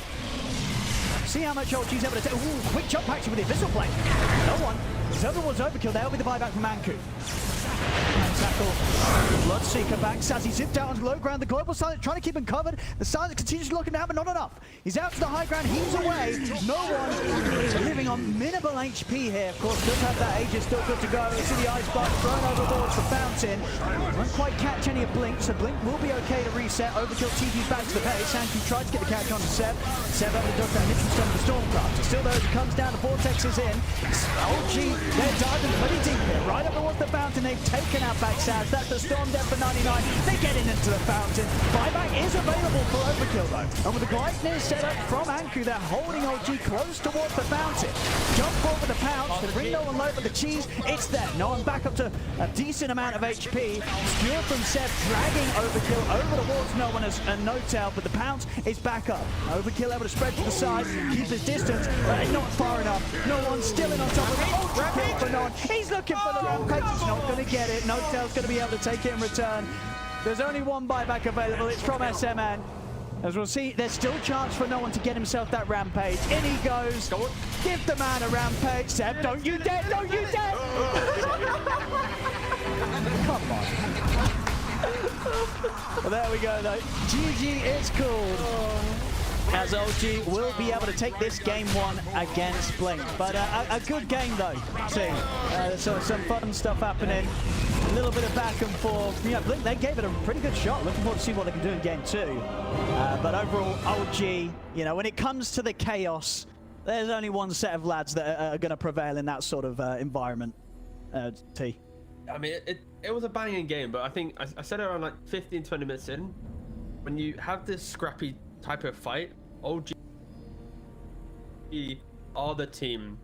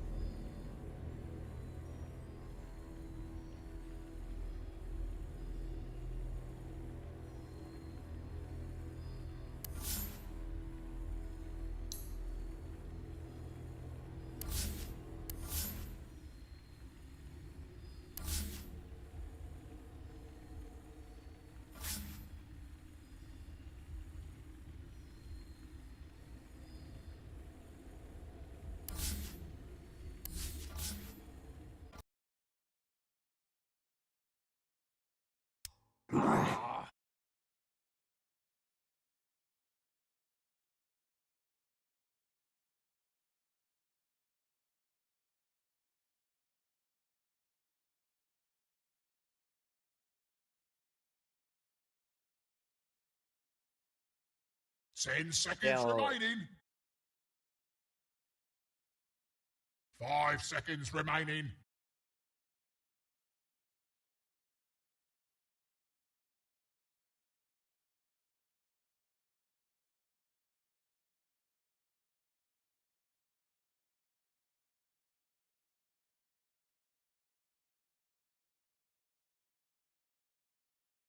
Radiant team ban. Dire team ban. I let the game end.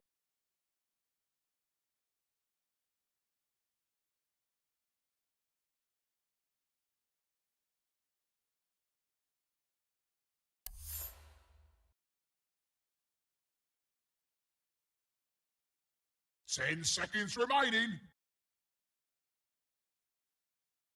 5 seconds remaining.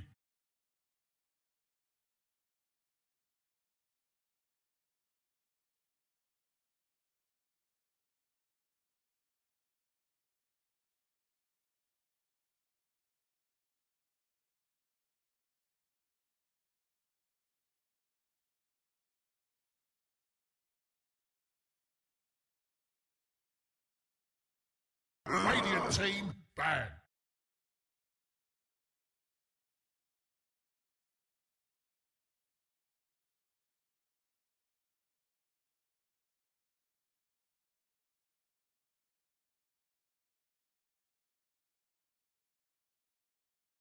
Ten seconds remaining.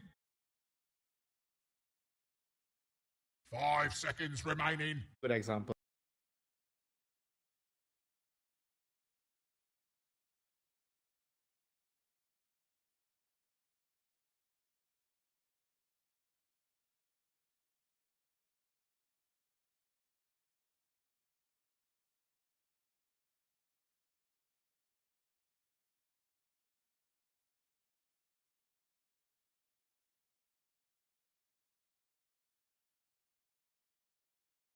Radiant team pick.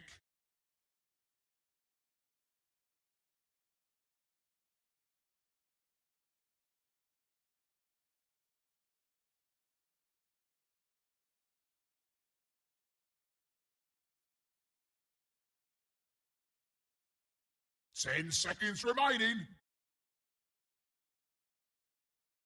5 seconds remaining. I'd rather the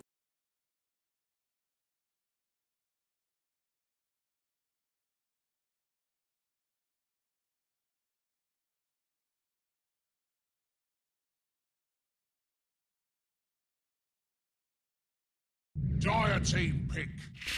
Mereska has arrived.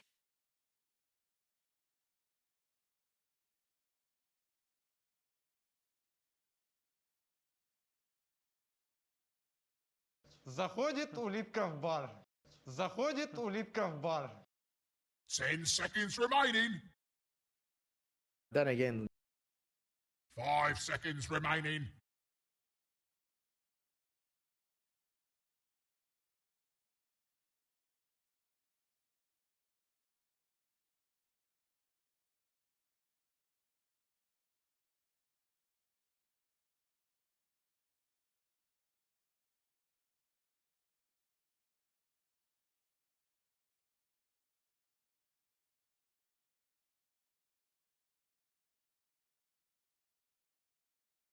Dire team pick. Lena.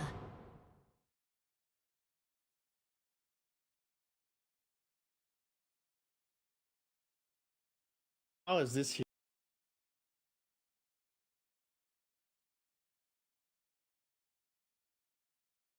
10 seconds remaining.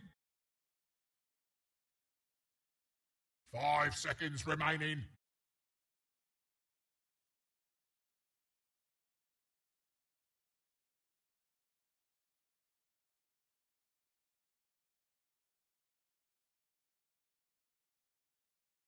Radiant team pick.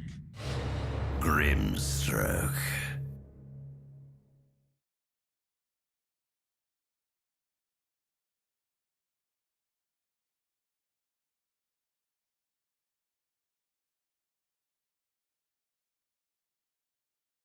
Ten seconds remaining. 5 seconds remaining.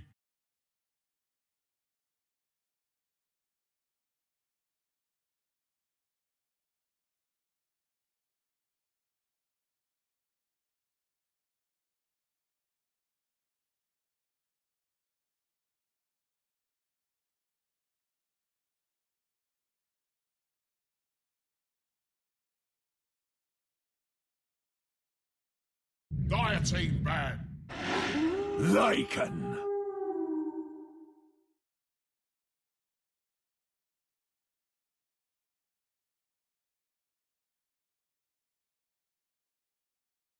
Twice. Radiant team ban.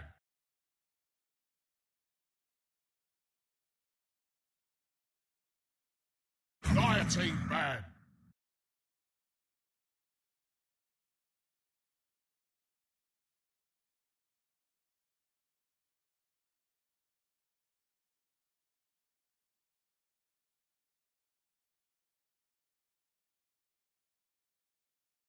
Ten seconds remaining.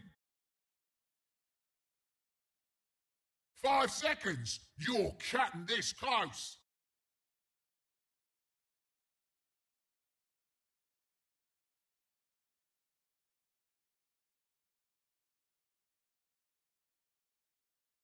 Radiant team ban.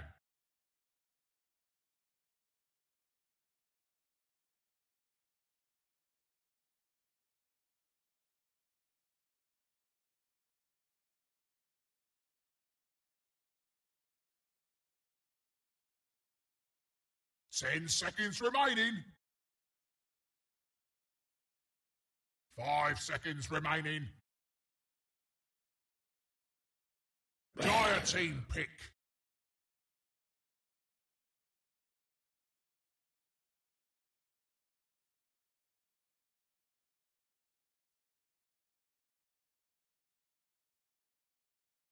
Radiant team pick. Admiral Conquer.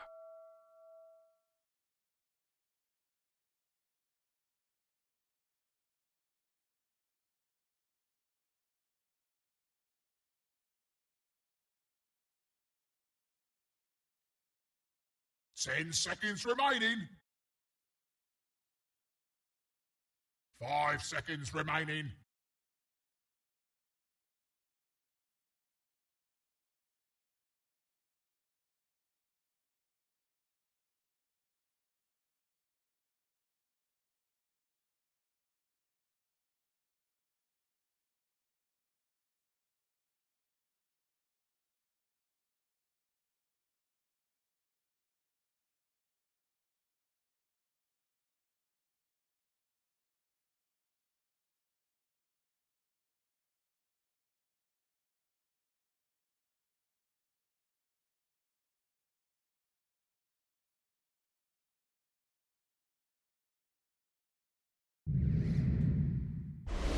Monkey King. Choose your hero.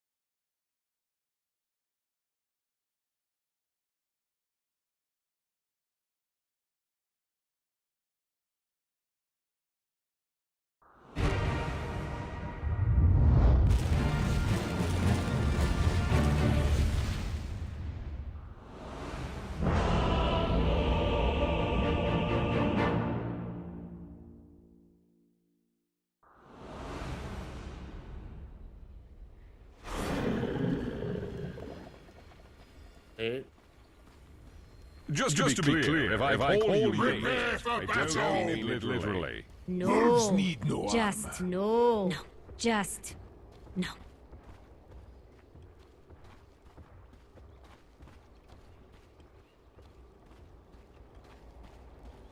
Pop some pop.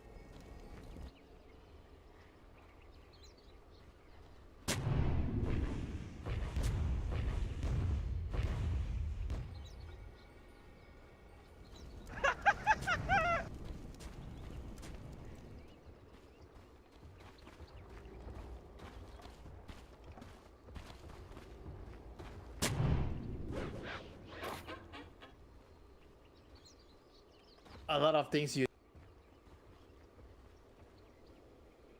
30 seconds to battle!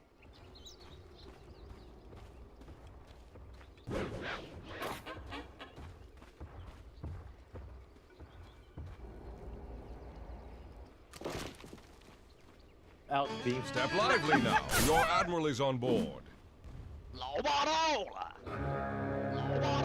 I actually missed.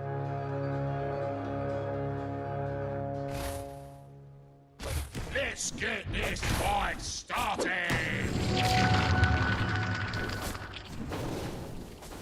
I will buy. That was unexpected.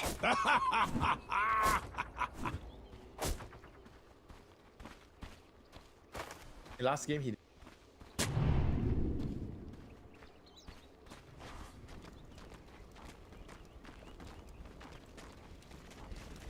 Laning my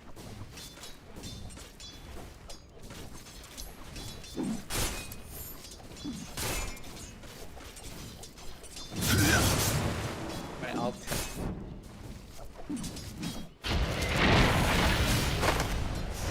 Definitely the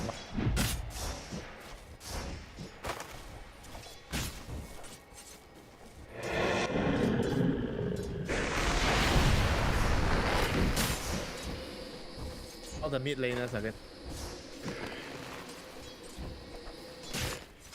I'm always 3 steps ahead.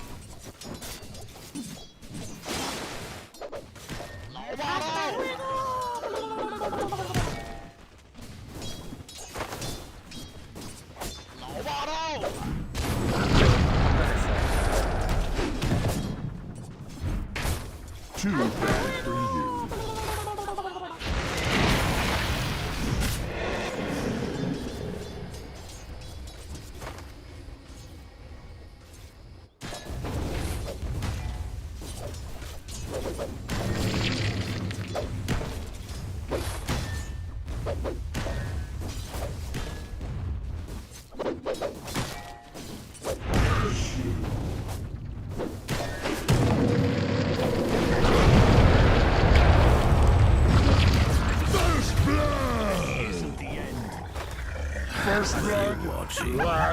These are the games where the supports become the core, because the core keep trading their lives.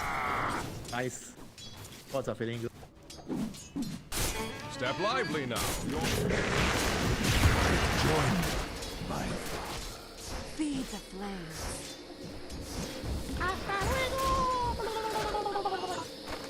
Not an.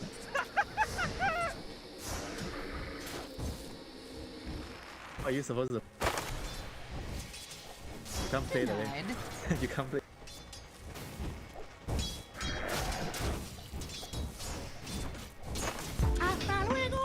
Заходит улитка в бар. You have to just pull. I don't think so. At this point, they can't even pull.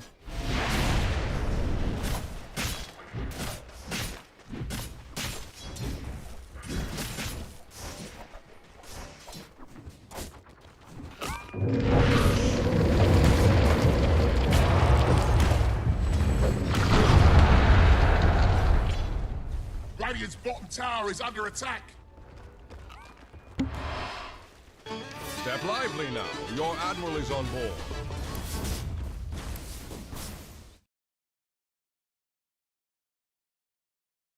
Dire team. Right. This is like Odie's the hero where after you play game 1 as a team, wow, they're equally as scrappy as us to take the fight.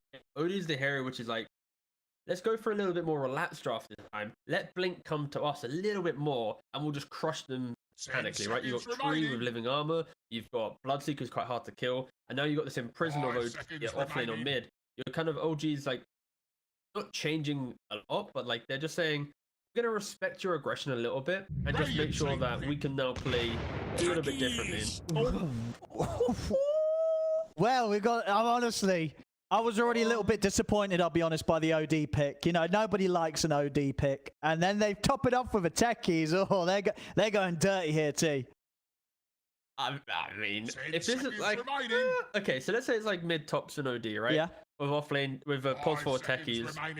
There needs to be some setup, but MSS techies, like, we mentioned AoE damage, right? Like, Willow's going to be annoyed, Slark and Lane's going to be annoyed. Like, this is a fun draft. This is just nice. Nice to see new, you know? After TI, the patch was like, it was a little bit, but it wasn't crazy where teams could just do new things, right?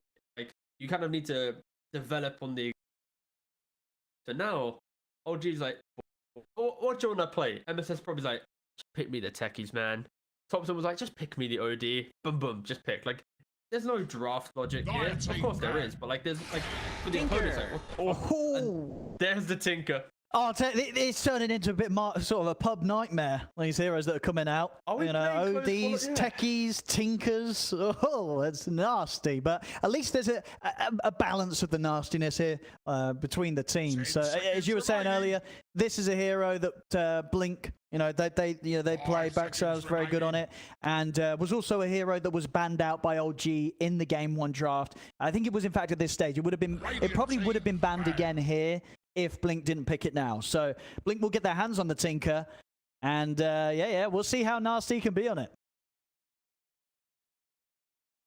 Because you mentioned it perfectly. This is literally the pub draft, right? Of course, these are close qualifier teams competing for Div 2, but I just look at them like smiling on my face. You know, it's just like, 5 seconds remaining. All right, let's think about this a little bit more. So for Blink, they do need an offlane. That's why you see the Master ban. Potentially, you could see like a Lycan ban as well. It leans into that double rupture concept. If you rupture the Lycan, Slark will have a good game. You will have a good game. That could be the next ban. Against, like, right now for Blink, their best timing is as soon as Tinker hits 6, he might look at the side and throw a couple of rockets out. As soon as he hits Blink, he needs an offlane that has an early game timing. Just so Silencer Willow plays with offlaner and Tinker, like, air support behind, just to crush the earlier engagements with spam.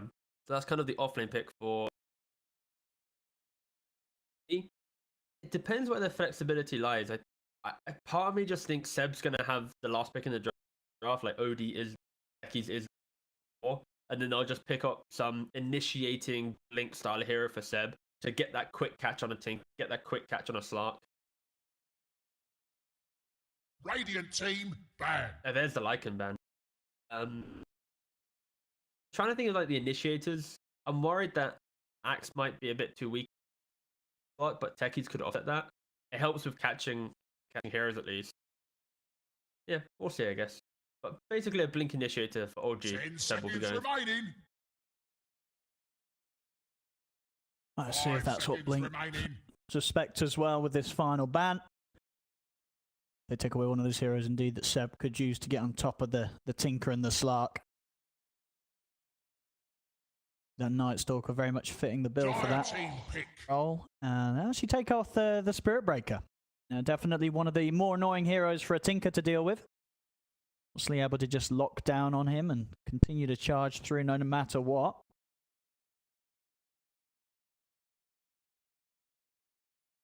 Gee, what do they want to do? Not much time. Only 5 seconds left on the reserves. So they're going to have to show something rather quickly. 5 seconds remaining. What will it be? Will it indeed be something for Seb? Pugna. It's going to be Pugna. Okay, so... Offlane OD then. Yeah, yes. I imagine so. Right? It's got to be. It's got to be Thompson on the Pugna, and not necessarily a hero that Tinker hates because it can catch him, but definitely the hero that Tinker hates for other reasons. You know? 10 seconds Once that little ward gets slapped down somewhere, it's not quite as fun for Tinker to be spamming his spell after spell after spell. Yeah, especially little bit of damage getting returned as well. Don't know, because Tinker's so annoying with rearming to blink. It's one of those things where, like, if he rearms and then the damage hits him, does that just auto cancel his blink? I'm guessing probably not, but yeah, yeah, I think this is a nice adaptation. Having the OD flexibilities there, now you can have Imprison into Techie's jump on lane. Of course, Slark can't get out of that with his backpack. Wow, these are 2 drafts I wasn't expecting from at least the direction, but I'm happy that they got here. It's a POS 5 Techies as well. It's a POS 4 tree. I expected it to be the other way around, so a lot of change-ups from OD at least, and Team Blink their lineup. It's going to be pretty robust, right? They've got good turnaround potential with Dawnbreaker. They've got just strong frontlining heroes to enable Tinker. It depends on what's the X factor here. Pugner, what is he going to provide in the game, early to mid game, to unlock OG to buy BKBs, to then be able to kind of properly fight into team. Oh yeah, it's gonna be exciting to see. It really is, once again, yeah, that sort of overall turnaround. You know, the Dawnbreaker, right, but just having like the global silence. You know, if they get to if they were to save someone jumping over with the Dawnbreaker ult, and then suddenly the global silence is out, Wesson's hitting a fear on the members of OG, and that's all the time needed really for Baxos to start blinking around, laying down that consistent rocket spam. It could become annoying for some of the squishier members of OG, but it's exciting to see a different turn to the draft for both sides here in this game too. Of course, best of 3 here, ladies and gentlemen. Loser of this will get another chance in the close qualifiers. They'll be knocked down to the lower bracket. I believe the winner of this series, right, they only have to go on and win 1 more best of 3 after this, right, T, to get themselves into Division 2.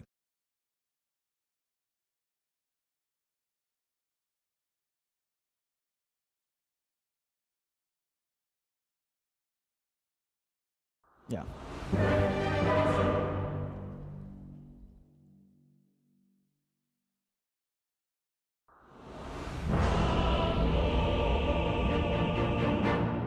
In Blink, if they are to lose this game,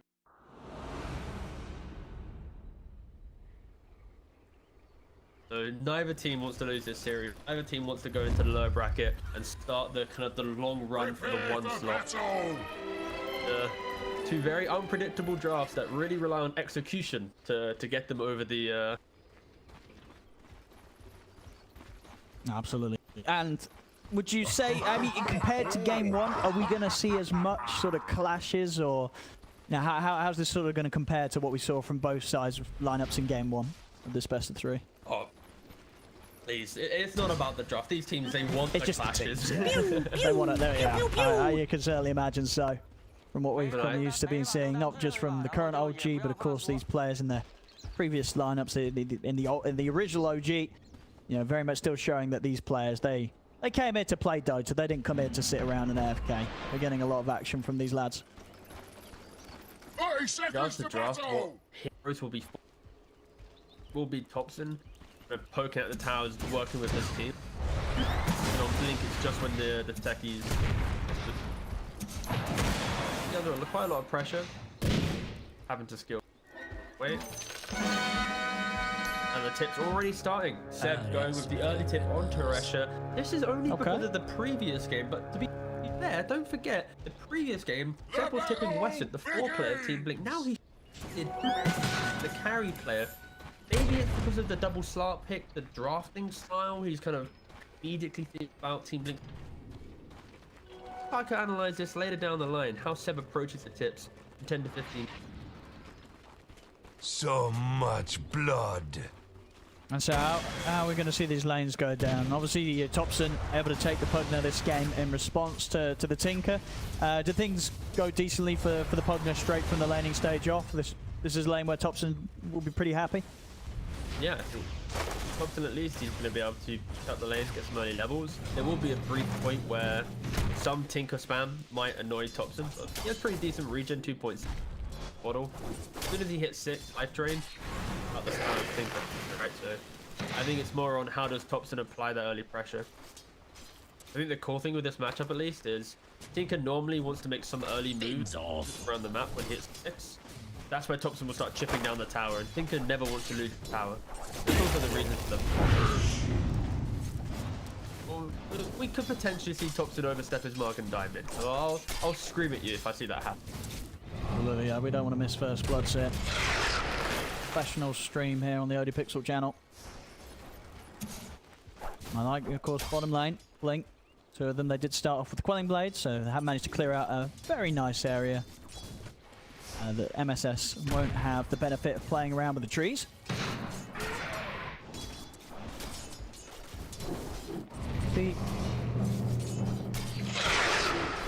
I mean, so on the offlane OD build, I imagine, you know, Seb, build-wise, what kind of stuff do you imagine Seb to be picking up? Because I guess overall he's not going to have sort of the same levels of auras that he did when he's playing the mag like last game. It's going to be quite different.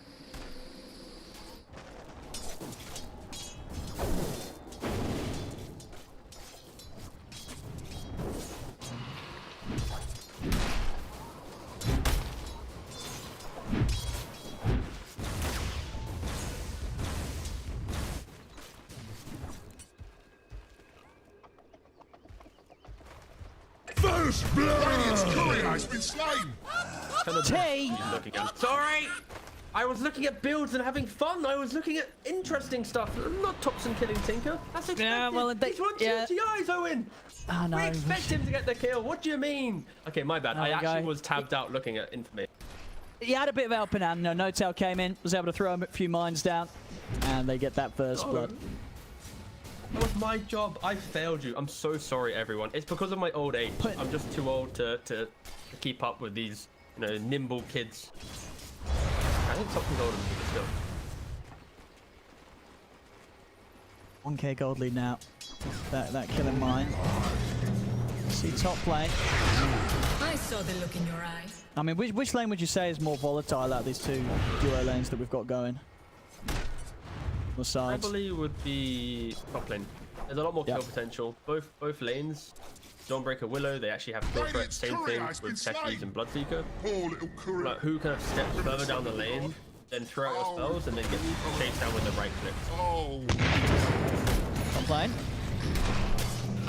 Jump in from No-Tail. Right, we'll be able to be sidestepped by Anku though. As on mid here, Backsaz will have another round of like second. How's Topson doing on the big charges and fairy fire? We'll get pushed back here around this 4-minute water respawn. Top lane, Anku. They're gonna line up the combo onto No-Tail, and that will get the job done. They take him out, same time down bottom. You'll see the death of MSS. So both supports being taken out across the map. No one gets the chance to take out Anku in return though, as heroes from Blink start to fall low across the map. If you back at mid, Topson gets the water rune, he gets the cup.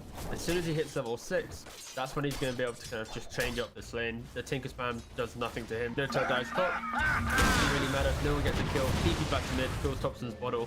And look at this tower in mid lane. This is the key thing. This is why they picked the Pugner. Tinker hates losing his tower early. And it's already, you know, a third damage getting chipped down. No-Tail. To just make sure that it's not too easy for anyone to head over and help Backsaz out against this consistent pressure that Topson's putting on this lane. Oh, look at No-Tail. He's being proper cheeky here. He's gonna go. He's thinking about it. Oh, he's thinking. Oh. He might think about going for Backsaz instead. Underneath the tower here. Probably able to connect with the mine. MSS has turned up with the 2 supports. They'll definitely take this kill. Backsaz not a chance. SMN will continue on the TP in. He's on his own. See if he can take anyone out. I don't think he can. No-Tail's going to be fine healing up. As OG, they'll be able to take out the 2 of them. Let that play around mid tower. Incredibly aggressive. They're just utilizing this Pugner pressure. And when you bring the supports in, Tink can't do anything about the early fight. Like, this is why OG was banning out Beastmasters like it's heroes that dictate the early pace of the game. Because with these heroes, you can't free up your supports to make these plays. And if the vision that they have as well, they had top jungle warded, bottom jungle warded, Team Blink just de-warded here. You just saw Dark Willow doing that. But the fact that OG, because of how the draft went, don't care about Dawn farm, don't care about Slark farming bottom because OD's. They're just going to constantly just run heroes at mid lane, taking the fight to them. Yeah, look at MSS, level 2, but still playing like he's, you know, level 6. He doesn't care. He's just gonna stay here, posture, and help out. And Slark bot lane, about to die. There we go. Easy. Oh, I don't know what's from his side. Oh, 2. Yep. See around mid. Weston's trying to control MSS. Thompson, he's going to be able to provide a bit of a heal. Make sure that MSS... Oh, okay, it wasn't enough heal. He tried his best there, Thompson, to heal him up. But the burst from backstab still enough to take him down. Thompson, not quite enough damage, even with the life drain to finish off the Dark Willow kill. No-Tail was coming across to see if he could find a snipe, but it's a smart TP back to base there. Weston doesn't leave it up for any sort of risk around that tower. Thompson, though, bringing Backsays down incredibly low, and low enough for No-Tail to get the snipe on him instead. They'll take out the Tinker mid once again.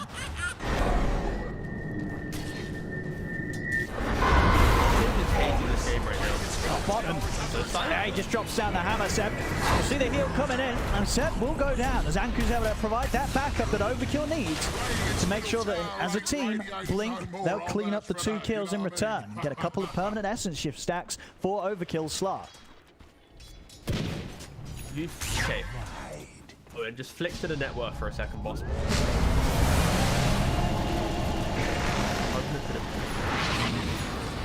A lot of money on Thompson. And a lot of money. They want to do something about him, but he's got the backup of No-Tail. No-Tail's done an excellent job of just enabling Thompson's plays, aggressive plays around this mid lane. He's going to try with the chase down. And they will get him. It's a big kill there. Finally being able to take Thompson off the map. He's been having an incredibly free time around the mid lane. Anku able to finally shut him down. Massive kill. Already a 4K lead. Mid tower gone. Old G. They already have the levels. You know, No-Tail level 5, MSS. Sure, he's level 3, but he can now set mid. I wouldn't be surprised when Thompson's alive. His TP will be joining the...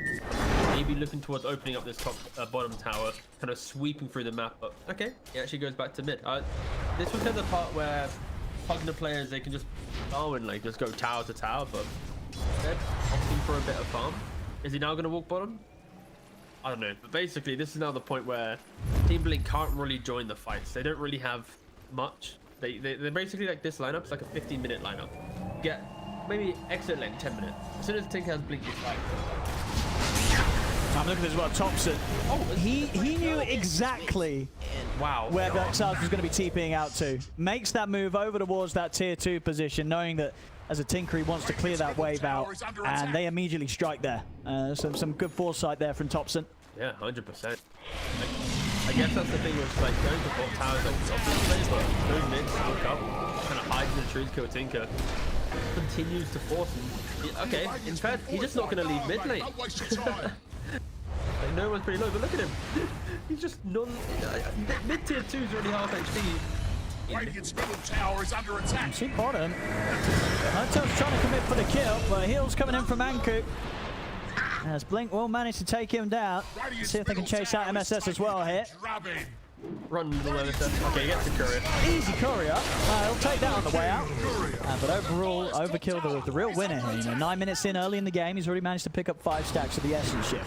See in the mid, Weston trying to hold on the defense here against Thompson, and he's only just gone and done it.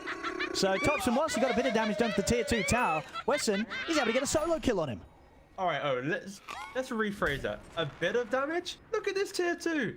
It's minute, just about to hit minute 10. It's true. You think that's one of those situations where you're saying, well, you don't mind if you're dying there. Thompson's like, well, you know, whatever. I literally did 2,200 damage to your tier 2 tower.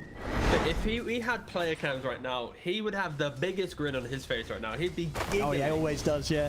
Like, this is just annoying. Like, I think I've seen this a couple of times, like a couple of years back when Pugna was a little bit more prevalent. It's just this idea that they win mid so easily, they just mid lane. And like, you rarely see that because like the meta of Dota now is like take mid tower, move forward, play the jungle, but good play from Anku and Weston. They knew. Smiling. I was gonna say, they knew that Thompson was going to be going straight back to that tower. You know this tier 2's at 300 HP as the Pugna and as Thompson, but he wants to finish that off. But Anku and Weston make sure that he gets no sort of a chance as they slam him down as soon as he steps back up onto Blink's half of the map. Fun to just watch the randomness. You know? It's like, but yeah, fair play from Blink. the fact that Anku stays around Dire's middle looks tower for is the under kill. attack. And I'm trying to scout around the heroes, and I guess maybe the blink from Tinker. Not 700 gold away. That's going to be the first item timing for Blink to play around. Because if you look at, let's say, like the Dawnbreaker, you got Echo Saber in his quick fight. Same thing for Slark, going for Echo Saber. Your position 1 and 3, both buying Echo Saber, isn't going to give you this grand entry.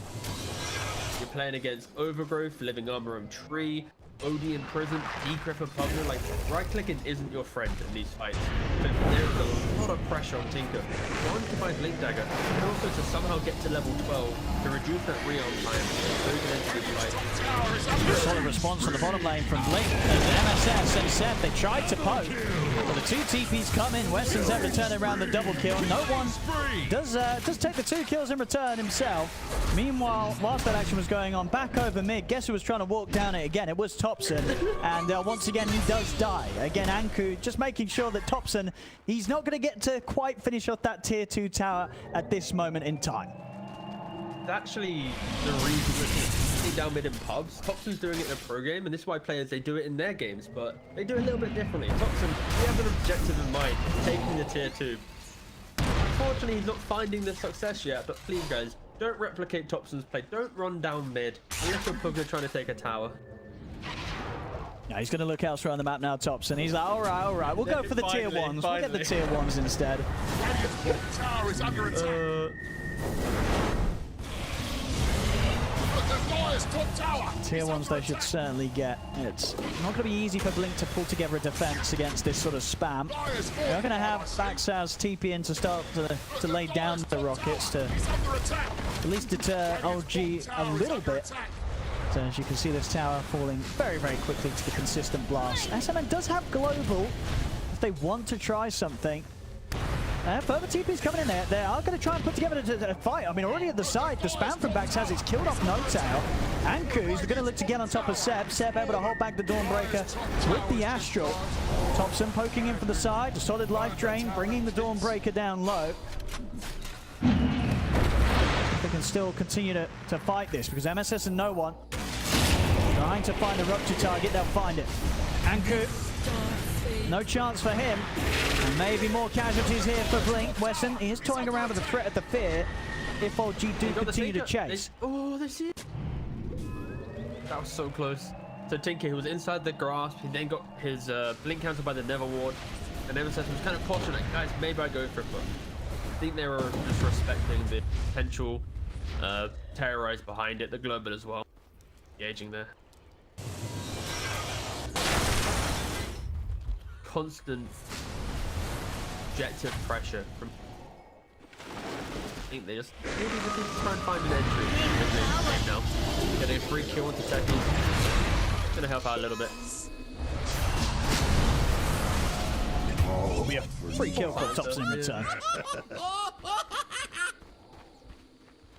Thing with like OG's lineup, they're very good at early game fighting / kind of objective pressure, but if Blink get to items where Slark's got an Ags jumping in and out of fights, Tinker's around, even goes to like a BKB Shivas, goes super, that's what OG might suffer a little bit. So I think there's a lot of emphasis right now on OG to be very clinical with how they approach kind of this early point in the game. And of course Bloodseeker being 8.4 contested once again from no one. That will help out. Another freebie. Topson getting some revenge here against these pesky supports that were having issues earlier with those TP responses to mid. Picking them off one by one. 7 kills now built up on the Pugner. Now, getting close to another tier 2 tower. SMN is going to start to try and scare Topson off. The presence of Baxaz, it will certainly work for now, unless MSS is able to find some sort of setup. He's playing around in the trees, does have that ultimate ready to go, but the scan's there from Blink, so they know that MSS is hiding in this area, trying to look for that sort of play. So Baxaz won't get caught out for now. Mentioned OG and how they like to play. They always like to sync up big item timings, and it is Magnum Scepter. He's been able to free farm top lane for quite some time. Notail's now free farming mid lane in the help to get him a quick shard. He's going to get that quite soon. And no one's about to do BKB, so he's going to farm quite nicely.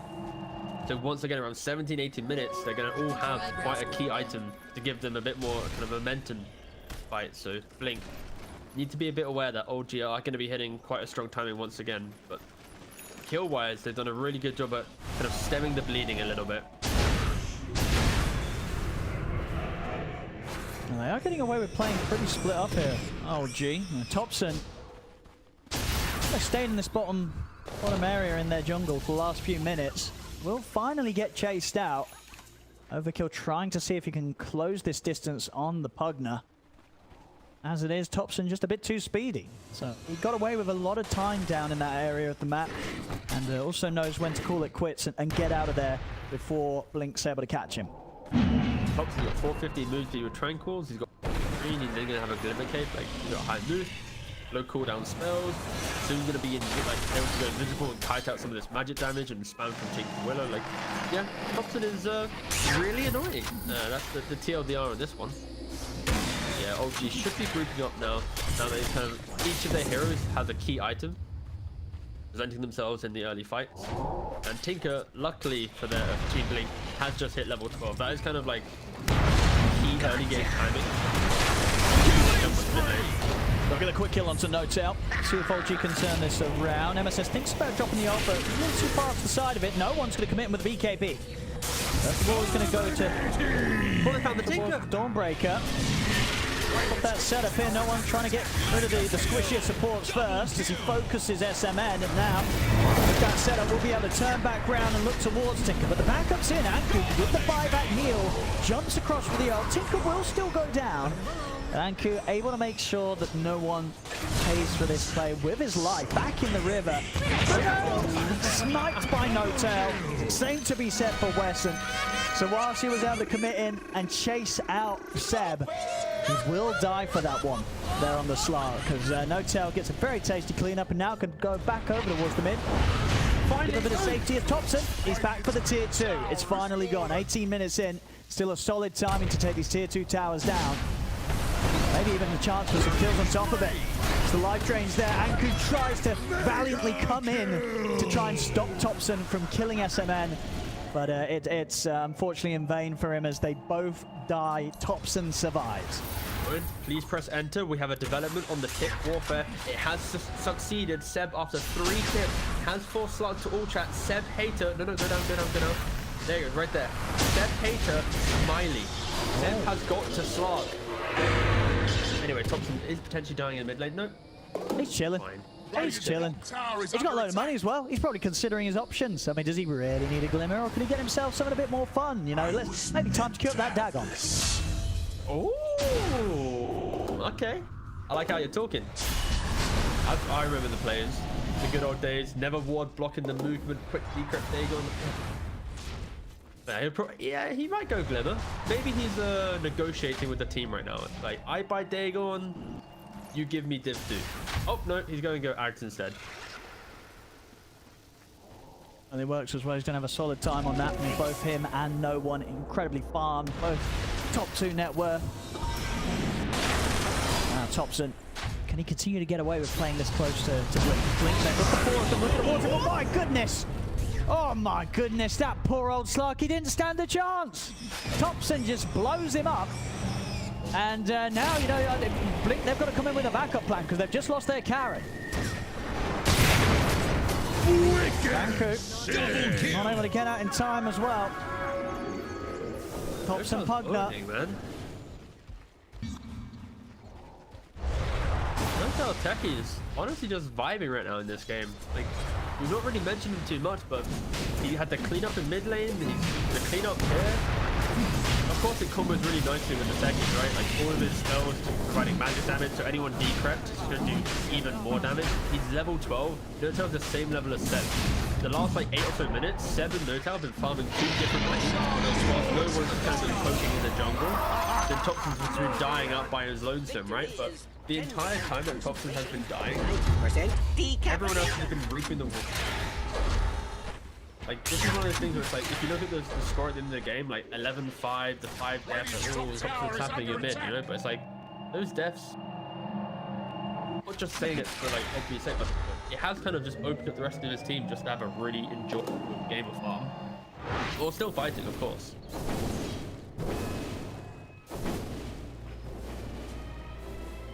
Baxaz reading that Aghanim before. He's going to really be able to step up to these fights and have a potential of scaring OG's advances, because OG 9k lead, they're not slowing down here at all. Baxaz. Okay. That's an easy kill there for Baxaz. Good kill. I guess no one didn't think that he'd be able to jump in and burst him like that. I think he didn't think he'd quite have the damage. Of course, I had a BKB, but didn't want to use it. And he gets caught up by surprise there. Bottom lane, Thompson.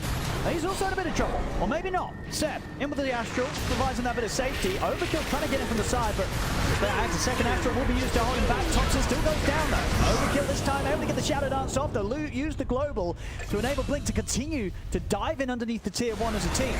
Seb be able to protect himself for now with a follow-up Astral.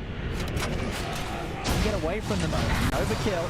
He's certainly going to be more than happy to continue to stay on target. Overgrowth from MSS trying to hold them back, but he'll get caught by the root himself from Wesson as they'll dive under the tower, and Blink, they end up pretty much getting a team fight plus more. You know, no one's back in the game, but they're already the TP out, so he's very, very speedy, but he's got not quite enough damage to get anyone on the way out of this. So very much showing signs of life there as a team, giving us a bit of a sort of a callback to what they were being able to pull off in game one, where they find themselves in these situations where, or at least being given these windows of opportunity to just take these fights in return and take down everybody on OG.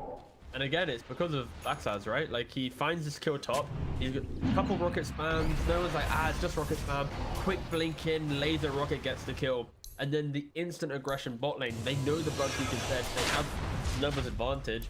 That was the, some people really love Tinker, some people really hate Tinker. And bot fight, that's where you're really gonna see them in chat, right? They're gonna be going Hog, or I fucking hate this hero, because he goes top, kills, comes bottom, spams everyone out, kills everyone. And again, we mentioned already, OG's lineup, they don't like the bigger fights where Slot's jumping in and out, Tinker's spamming. They want to commit to a hero and find the kill, right? They want to fight around their vision, fight around the objectives, so that they can kind of utilize that as their sixth man in the roster. But it's, yeah, they got to respect this Tinker. He's about to hit level 18. 18 is such a big window, and he is rushing the BKB to completely nullify the Pugner and what he can provide with the Neverwar. He's taking a beating. This game has just got very interesting. It absolutely has. Very interesting. It is. We had a pretty interesting game one. It was a lot of entertaining chaos coming out from both sides. And whilst this game too definitely was off to a more solid start overall from OG, those last few moments showing that there could still be some stuff that Blink's going to be able to pull out as top lane. Baxaz able to TP away, and nothing that they can do to stop his escape. Soon they will have the answers. Of course, no one very close to having the basher done. And then it won't be as easy for Baxaz to get away with those sort of plays. Owen, big update, very big update. I've just been informed that the mid laner for Team Blink that we've been mispronouncing for the last 2 hours or so. He's under attack. Potentially meant to be pronounced Baha or Bakar. Okay. Well, so let's go with that one. Bakar. I like Bakar. Bakar. Let's go with Bakar. There you go, Bakar. What we got mid? Right. Bakar is hit. Have the overgrowth from Bakar. Burst in MSS down low. Not enough heals that Thompson can provide there to keep his support alive. MSS goes down. And Blink, as a team, they'll finally be able to get themselves some damage done onto OG's tier 1 in the mid lane here with the push. Yep, Tinker being level 18, 2 components now to BKB. This is players thrive. They dip in and out of the fight. Slark has Agnons. All of the concerns for Team Blink and their early ability to fight are completely gone. The game has now got to the point where if Blink execute find the engagements how they want to, they're going to be able to just rip OG apart. So here, trying to get the catch onto Thompson. Jumping on the back lines, defensive Astral being thrown out by Seb, trying to keep Thompson safe. No-Tail will end up dying. Thompson's able to turn and actually burst through overkill. He's able to stand his ground a little bit too against Anchor. In fact, he's able to just take the kill entirely. As Thompson will live this time round. They're not taking Thompson down. Ultra kill for Thompson. As that, I couldn't have gone any worse there, unfortunately, for Blink. Yeah, it's pretty bad. Just to make sure people understand, I did say if. There's a very big emphasis on if Blink find the entry. They didn't, because the OD, Seb, he just sits back, throws up an imprison, and then the fights change.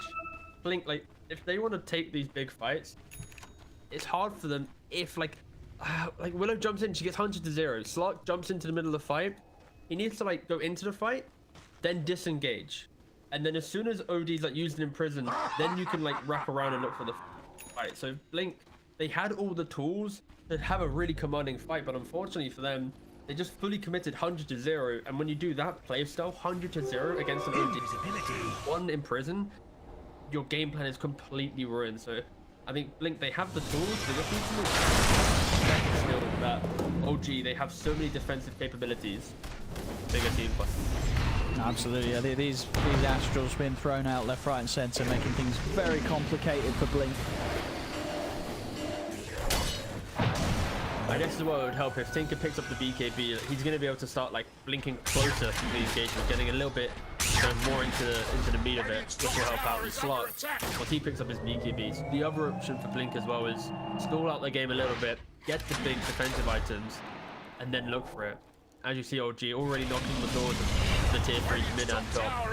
They're not going to give this window of farm opportunity. Boy, Dyer's bottom tower is taking a beating. I love Dora so much. Radiant's middle tower is taking Top tower slowly falling. Well, not really that slowly at all, actually. Quite fast here, of course. To the damage of Thompson. And the team, and the tech as well. Yep. He throws down the proximity blades. Shit damage. Going towards base. Seeing multiple TPs here to try and look towards the Dawnbreaker, but Anku is actually going to be the one to make a move across the map first. Comes across with the ultimate, allows them to be able to take down MSS. Will result in his death though. Slark in, Slark out. Yeah, Overkill's got to be so cautious when he gets anywhere close to Thompson. So much burst damage being thrown out. And indeed at a stage of the game where that BKB isn't quite there. Still very much having to respect this Pugnut. OG will remain as a team right outside the base of Blink. Tier 3 tower.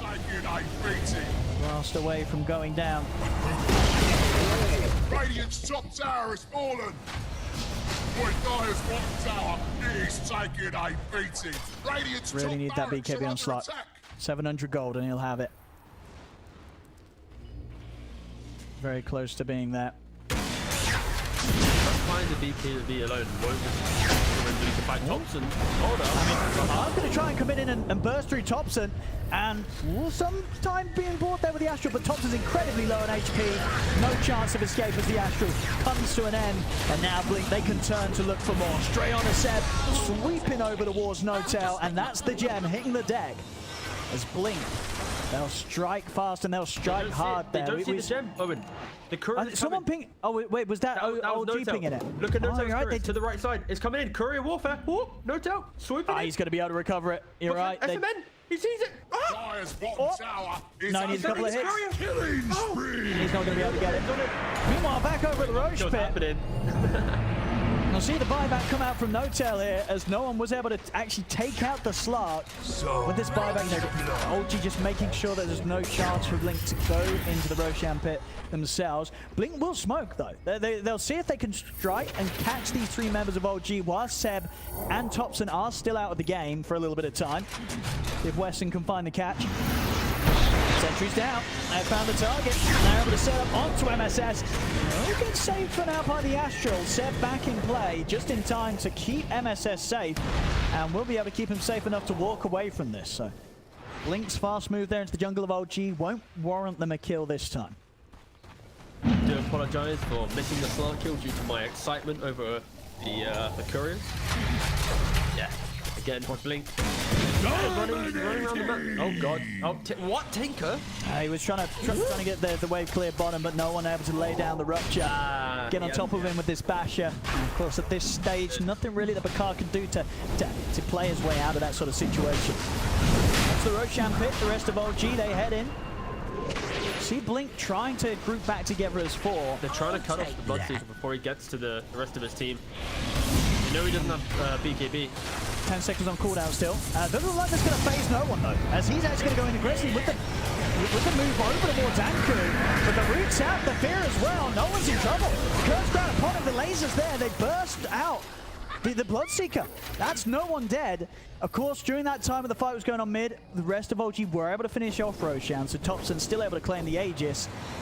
So, no one dies, but obviously quite an expensive play there from Bakar, because that was his buyback use. So if Bakar goes down again in the next few minutes, there's going to be quite the large window for OG to push in without the threat of the Tinker high ground defense. So they're going to have to be careful in these next moments, Blink.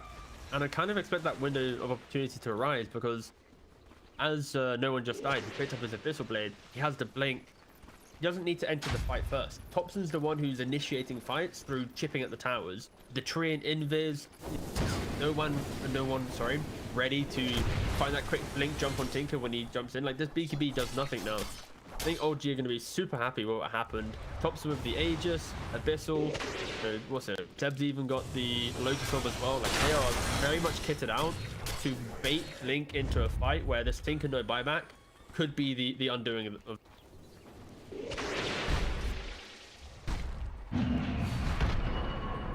20 seconds to try and fight whilst no one's out of the game. I'll go for the quick one. Yeah, we'll have to commit with the 2 bounces. Seb not quite able to get the Astral off in time to save No Tail. As the gem hitting the deck, it's the aggressive move from Anku straight over towards Thompson. Thompson having to put the BKB to reset out to the side. Global Silence coming out after BKB, slowing down Thompson's opportunity to turn with the spells. Close to the tier 2. Overkill continues to dive in and pick off the second support. MSS and No Tail to fall. And did they manage to get the gem themselves? Who got the gem out? No Tail's doing a really good job using his courier. So every time he's playing aggressively, his courier is behind him on the map, because he doesn't really need items at this point in the game. So he just keeps the courier in proximity. So dies, instantly sends it in, picks it up, and takes it back away. So No Tail keeping his gem alive after multiple deaths. Team Blink, they might even find Thompson for free here. Yeah, they do. Can they find him again? Seb coming out to help out, but it's just the 2 of them. They are going to get heavily outnumbered, as Thompson and Seb, they look to be in a whole world of trouble unless no one can do something pretty insane to turn this around. Thompson there to get the BKB on, turns with the life drain, he's healing up, but the physical damage from Anku still kills Thompson off. Bakar has been found in return. Overkill, no Shadow Dance to rely on as he attempts to stand his ground against no one, but no one. He's hitting hard and he's hitting fast in. Looking over towards Anku, and he's going to consider continuing to chase this down as he's getting low himself, but not low enough to deter him from backing off from a kill like that. No one continues to chase out with No Tail, get the kill and get the cleanup. As everybody dead on Blink.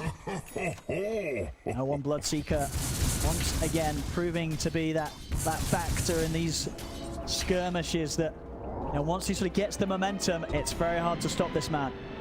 If you don't 100 to 0 him, he's going to be able to dip in and out of the fight and two of his skill build, right? Oh, not skill function. He's got the Blink, Abyssal, Mjolnir, plenty of attack speed, able to bash through the BKB, lock down the Tinker, also just close the gap. Like, he's itemized beautifully in both games, he's playing really well. Also for Thompson, Thompson's being very cheeky, right? But also, I think he utilizes the Aegis really well, because he baits the enemy to go on him. They eventually kill him off. Then after Aegis, his BKB's on cooldown. As it's about to get off cooldown, he's like 300-400 HP. Pops it, keeps himself alive just long enough that the fight gets sloppy. And with a sloppy fight and this Bloodseeker who's just popping off, it's easy for no one to run around and get these kills. Oh no, no one. Okay, he's got BKB. Should be fine. Wants to try and fight with a BKB. Swords chasing Weston. Sort of caused the rest of OG to getting pretty close to the tier 3 tower. And that's going to give the chance for Blink to turn this around. They take down Seb. OG with a BKB from no one on cooldown. They've got to consider twice if they can really stick around for this fight. MSS also... I think OG's got to run. Thompson and no one. They'll escape this place, but still, OG losing 2 heroes there off the back of an unsuccessful attempt at the high ground of Blink. Blink will defend.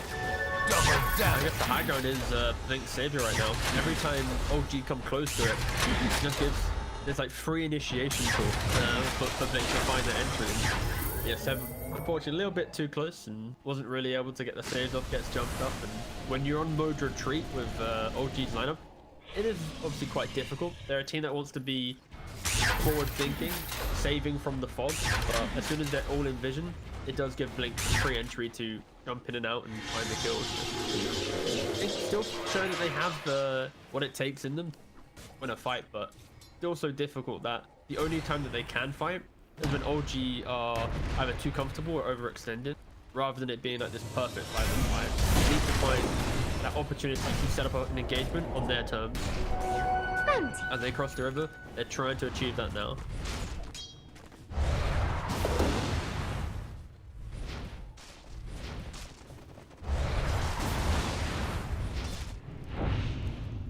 Yeah, overkill. Seeing if he spots anyone heading into the jungle, but in fact, it's going to be no one trying to jump in first. Backup coming in from Anku. His attention over towards No-Tail instead. We'll find him. That's No-Tail gone. Now with the BKBs, both carriers continue to try and commit onto one another. Rupture was thrown down onto Overkill, so for now he'll stand his ground. MSS continues to help him with that as he locks him down with the Overgrowth. Now with the Rupture coming to an end, Overkill's ready to get back in business. Straight over towards Thompson, he'll look to go, but the BKB's out, as well as the self-floaters. Thompson stands his ground quickly up into the air to avoid that last hit from the Starbreaker of Anku, as Anku will die close to the base of OG.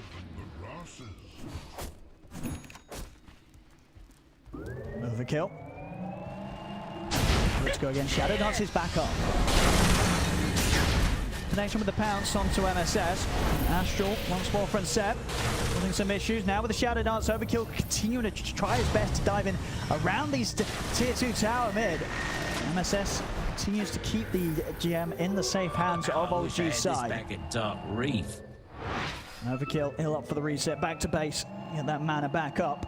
OG able to make sure that nobody else gets caught out by the Slark's aggression over on OG's half of the map. Blink though, the fact that they're able to be so kind of aggressive there. They got deep into the jungle, high ground vision. They had Anku just super far on the right hand side, zoning out 3 heroes. Meanwhile, they're able to isolate the Bloodseeker and get the damage up there. I think that's how Blink wants to take the fight. They rip OG apart. I mean, No-Tail and Seb were heading down the lane, but it didn't seem to catch on to the fact that Overkill was right there, despite the gem being in No-Tail's hands. Now Overkill's going to be able to take the gem back into his. And with the jump over towards the jungle, they're ready to try and just force OG out of this side of the map. BKB committed as Overkill stays on top of the target. Seb, no self-protection with the Astral being provided, but the numbers from Blink are here. Anku's got the ult ready to jump over and continue to enable this Slark as Overkill takes out Seb. Thompson tries to run with the BKB. Hit there from Anku will cause the death of him as well, as Blink will effectively manage to team wipe OG. They are doing an incredible job at now playing around their vision. Like, look at the top side. Look at the vision that they have there. This is what's enabling them in that fight. And then on the bottom side of the map, again, another high ground war.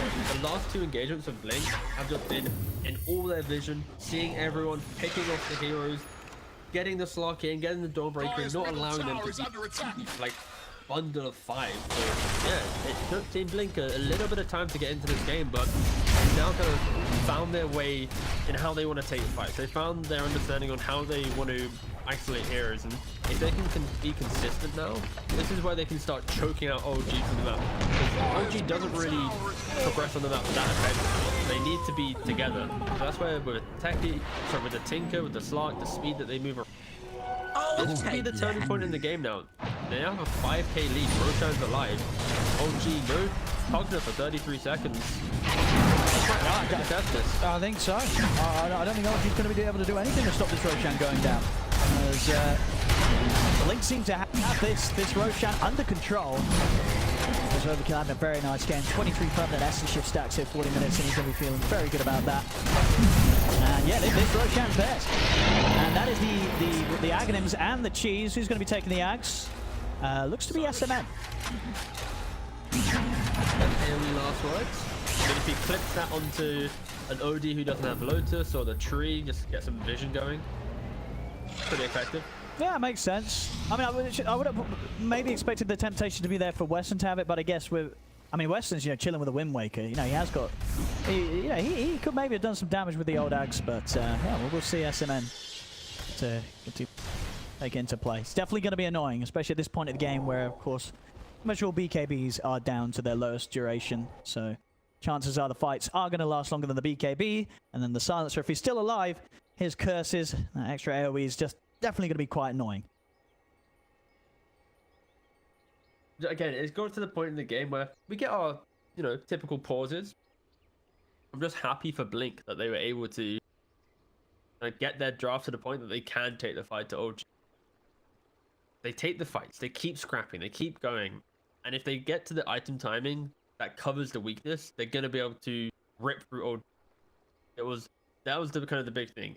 You look at the early game, OG's super powerful. They have all the pacing, all the damage, all the control, and Blink rely on so many items to come. Now we've got to that point where they have the items, they have the net worth advantage now, they have also the ability to smoke, they have the defense, they got everything they need. So it's like kind of game one. OG, they're super good early game. They make a couple over aggressive moments. This time, Blink, I feel like they can really capitalize on this. It's not like a small throw that OG made.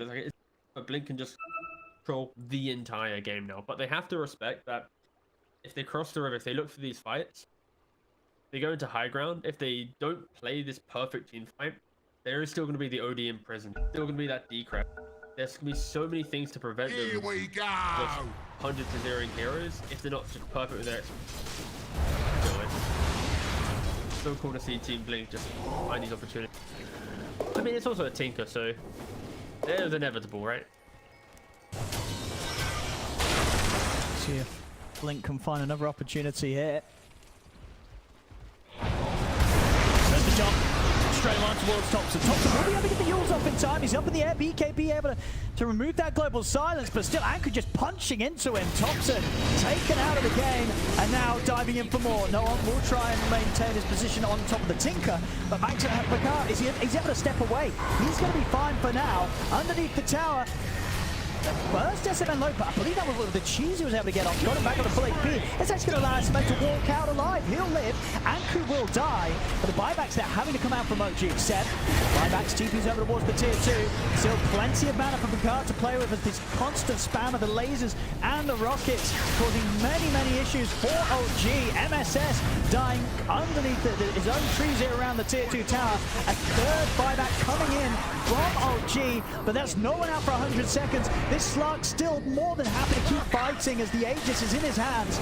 Dives forward, Overkill over towards MSS, and another force and Astral to hold back. The Slug will allow MSS to get back out of it. Seven, the team, they've got to back away. They've committed 3 buybacks for this fight. They cannot afford to lose anyone else there, as no one's out for 80. Thompson, a dieback from him, as he's gone for nearly 100 seconds. And off the back of that fight, what did Blink lose? Nothing really. A dieback on Anku, that was it. They didn't even lose the Aegis on Slark. That's a dieback that doesn't even matter really, because the Stormbreaker tying herself into the middle of the fight. As soon as OD shows, she's just blinking on. Amount of control coming out from Anku. On top of that, the Slark jumping in and out. Tinker, it's near impossible. With OG's heroes now at this stage of the game, it is near impossible for them to actually isolate Tinker at 100-0. Even if MSS hits his over, he did actually hit it in that fight, but he was close.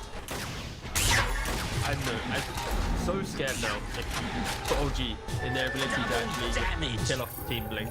They really need Blink to just incredibly overextend.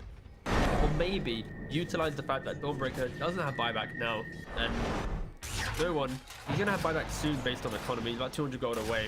So that could be like the point where you kill off Dawnbreaker with a quick pick. You then still have buyback advantage. You sweep through the map, find Blink. This will be a really difficult game now for OG to come back into. This is Team Blink should, with confidence, be able to sweep through and dictate the entire, you know, rest of this game. Oh yeah, they showed some definite signs of life in game 1, and into this game 2 against OG. Blink in the driver's seat here. 21k lead, 44 minutes. Incredibly terrifying amount of farm on both of their main cores. This is your Slark and Tinker very much getting into sort of out of control territory.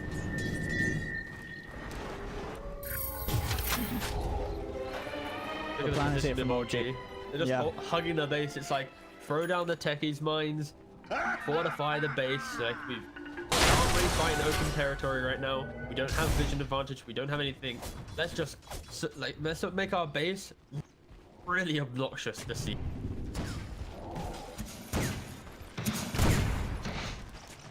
Age is expiring in 30 seconds on slot. I guess the thing as well is, you are popping out, like, because Thompson has a BKB, he can't then decap himself. Oh, no doubt. See if OG's going to be able to retreat from this.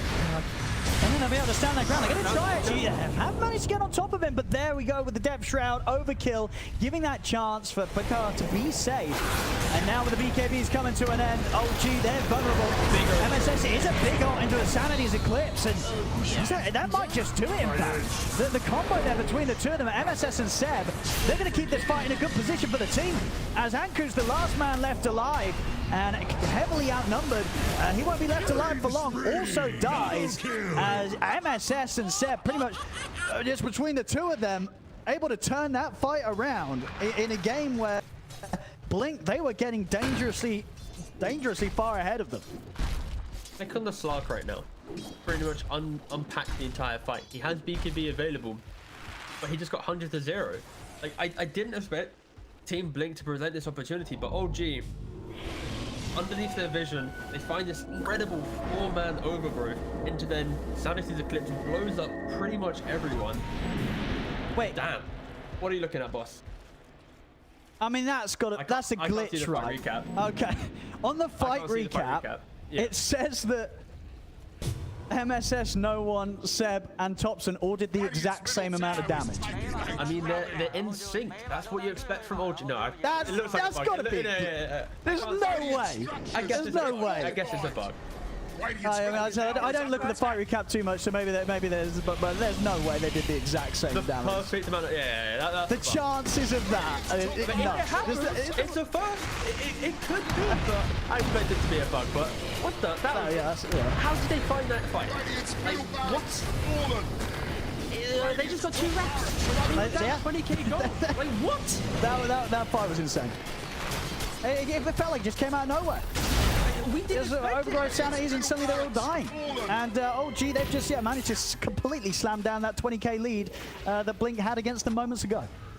I feel like as well, the other thing, we haven't really seen Seb drop these Sanity's Eclipses that are like, damn, look at the damage, you know? It's been more like a deterrent to one hero that jumps in. Like, we've not seen the 3-4-man big explosive damage, and that was it. Team Blink, what are you doing to us?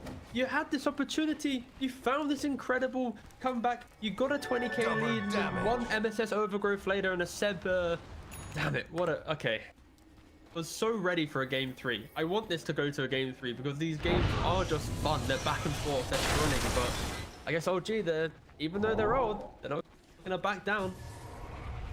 Very, very well played that last fight. And I'll see Blink trying another fight towards them, but all ults are available again for OG. Refresher orbs ready to press again for No One. See if Blink can get back to finding fights as they were earlier, because another one like that, and suddenly it's going to be OG that's going to be pushing towards a 20k lead. It's hard to replicate that fight. Slark didn't press D, like that doesn't come often. So big wraparound from Team Blink though, smoked up. We go. Quick start to the fight. They get the jump over towards No-Tail. Seb in with the Astrals. No-Tail alive for now. It's the glow global silence as Overkill moves towards the OD. He's going to charge towards Seb first. And on top of him, Seb will start down to the low ground. They're making it hard for Seb to be picked off. They're keeping the OD alive. And Seb's able to stay safe. Comes to the high ground. Bakar with BKB commits in, and there's finally the burst to bring down the OD. See if they can take up Bakar. The Abyss was back up. To the buyback from Notel. They know if they get rid of Bakar, they're going to be pretty safe to move forward towards the next objective, and they can. That's Bakar gone. Over towards Wesson. Some safety here with a shadow round, but MSS trying to stay on top of him. We'll be able to blink out in time. Buyback comes out from Bakar as they're chasing out Thompson here on the bottom. Well, no, Thompson was chasing out SMN. SMN had to run there. Thompson pretty much chasing him across the entirety of the map. From that top jungle down towards the bottom. Blink now. 2 heroes down and out. Roshan, how's the respawn looking? It's going to be a minute. So by the time it's up, Blink will be back up as the full 5-man. Another shaky fight there from Blink, setting the score pretty much dead even in gold difference here. OG starting to take the slight lead, in fact. I honestly didn't expect you to say those words. Like, in the last 8 minutes. These games are so fun. They're so great. I don't know. So refreshing, actually, to have Dota like this volatile. It's been so long. Like, we're so used to the get a 20k lead, 10k lead, close out a game, get a 5k lead, get Roshan, choke out the team, you know? Like, this is some... Again, I've just been casting this entire series just with a nice little perky smile on my face the entire time. But going back to the Dota, at least with Blink, they're buyback wise, they've got it on the door, on the silencer. No buyback now on Tinker, so it's going to be this 7-minute window now. It's going to be quite difficult for Blink to play with utmost confidence that they have been doing for the last 10 or 15 minutes. And OG, Roshan just respawns. Should be able to get it free. Direct advantage. Blink can't really get out on the map. This is a Roshan with Aegis, Cheese, Refresher, and Ags. Are they... Oh, okay. They're being careful. They're being very careful. They don't want to commit in for the Roshan whilst Blink's up as a full 5-man. That's a lot of respect. A lot of respect.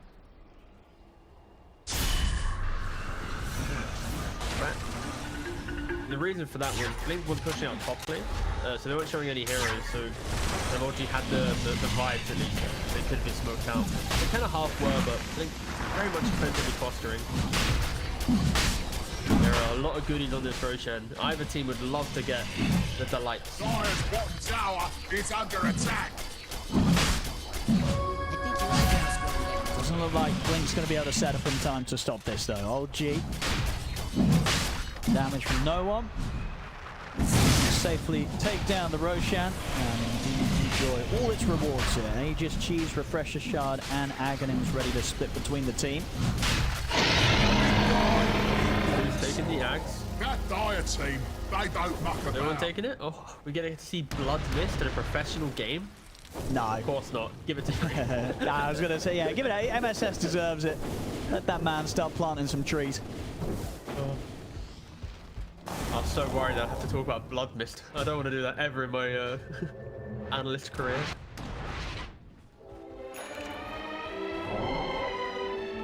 War Vision.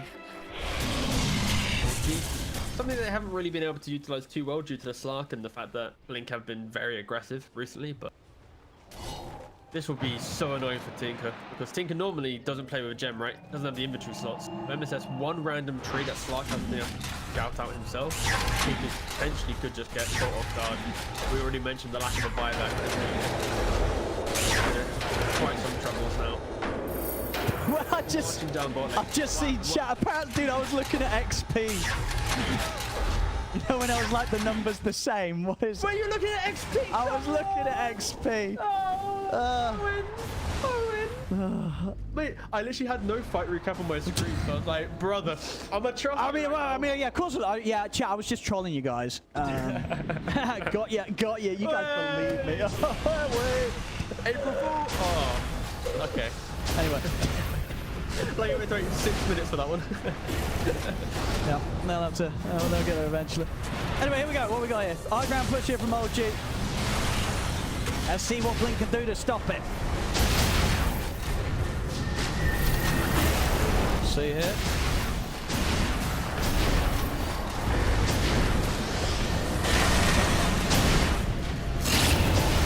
going to make this move. Ooh. I mean, Anku's in. He's going to get outside of the base. He's going to start the fire over towards no one. Coming down to about half HP. So much spam from both teams. Rockets here, Grasp there, Pugner this.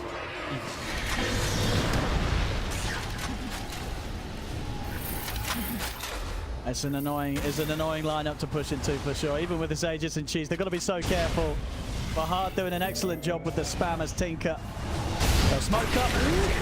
Straight away, the jump forward there on Rook Thompson. He's caught by the X. You see overkill straight towards Seb. Anku jumps up with the ultimate, but no one's ever going to be able to turn up towards him. The bashes are there. Next round, giving over to the shot. Continues to stand his ground against no one, but that is indeed Bahar out for good. Dead for 2 minutes. And that's going to be a window for old G to do a lot of damage now. 2 heroes gone, and the Tinker being the main one that's out of the game. Overkill also in trouble outside of the base.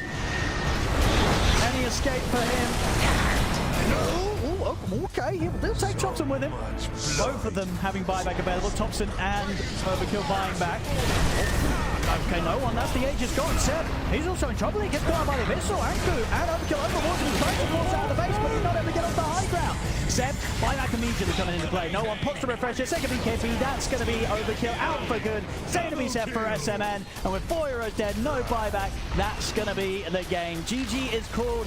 OG will take this game. And with that, of course, the series. Take down Blink 2-0, knocking Blink down to the lower bracket. They'll of course get a second chance in that lower bracket run. As for today, OG will be the ones moving on right to the final game they'll need to play in the closed qualifiers, T-Right.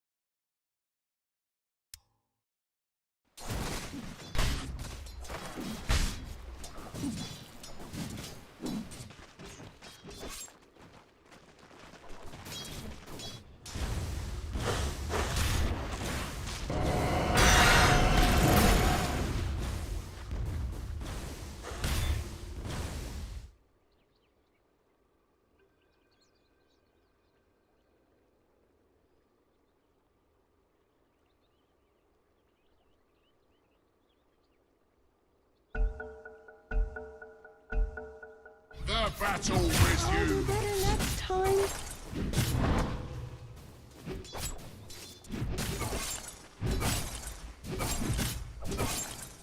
Dire's middle tower is under attack.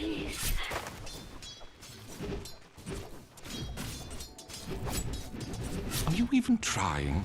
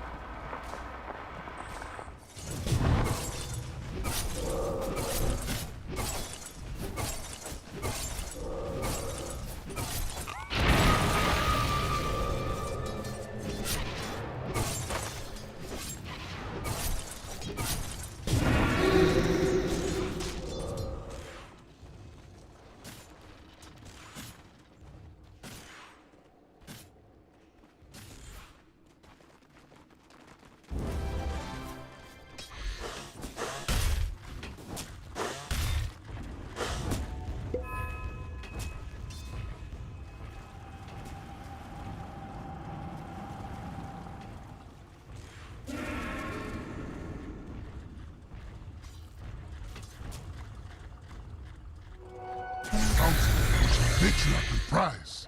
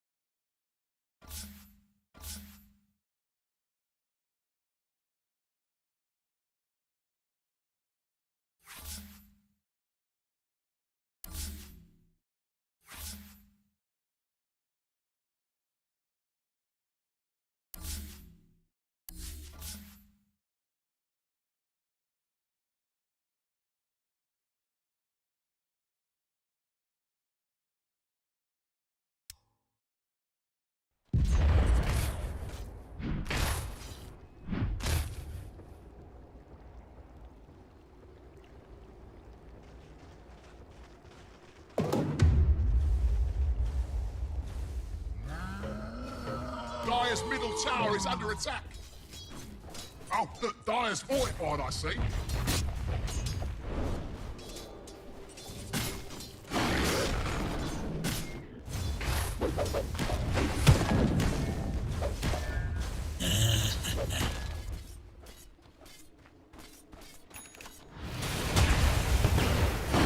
Dire's middle tower is under attack.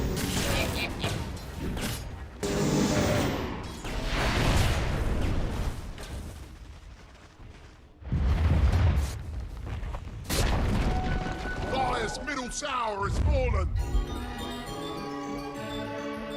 But the Dire's top tower is under attack.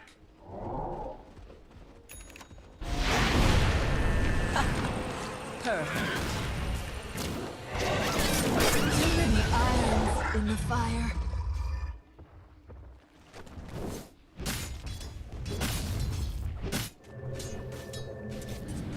But the Dire's top tower is under attack.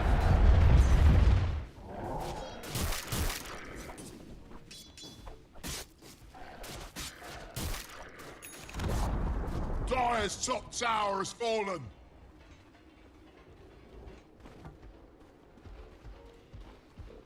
Radiant's bottom tower is under attack.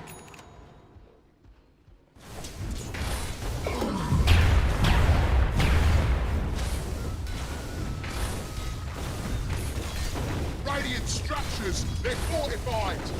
But the Dire's top tower is under attack. Radiant's bottom tower is under attack. Do it with flair.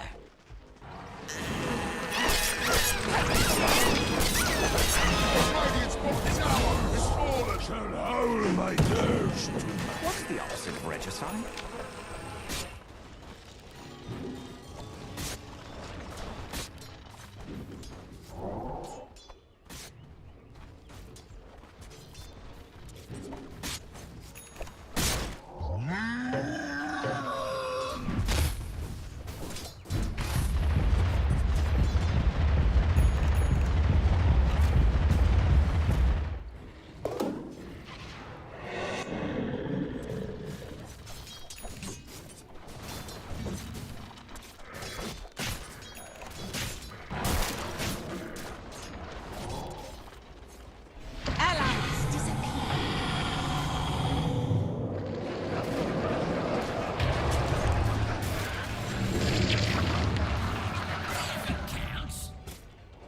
Radiant's bottom tower is under attack.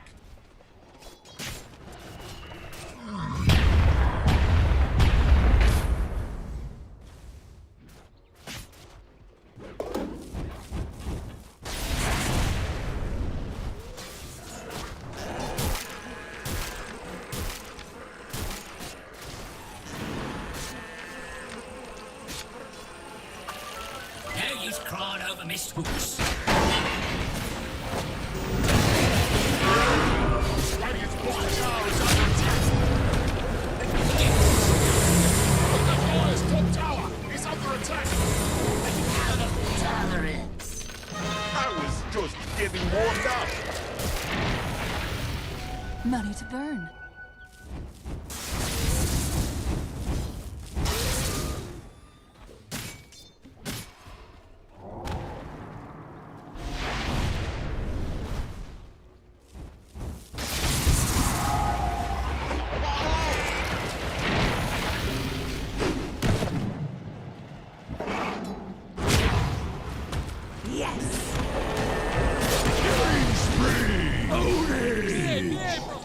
Go this way, Lena.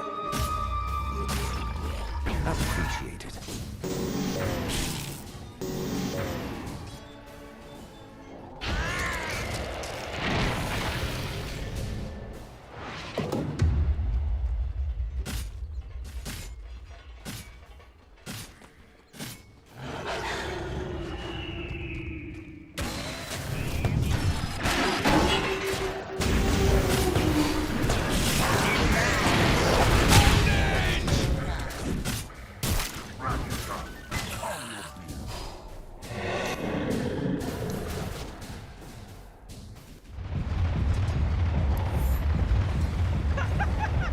Radiant's middle tower is under attack. Boy, Dire's bottom tower is taking a beating.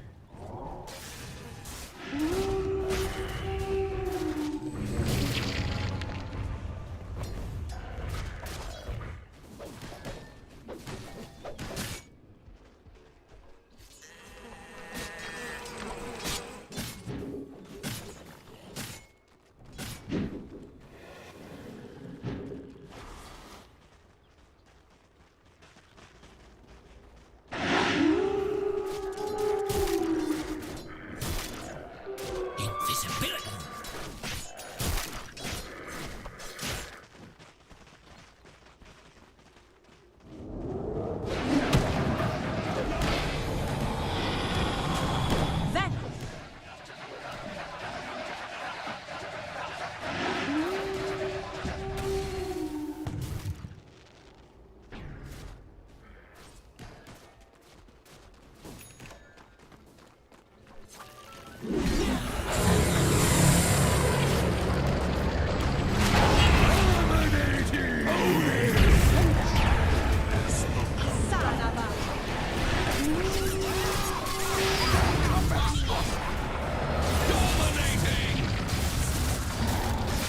Look, something out of a fairy tale. Double kill. Hot enough for you? Got it.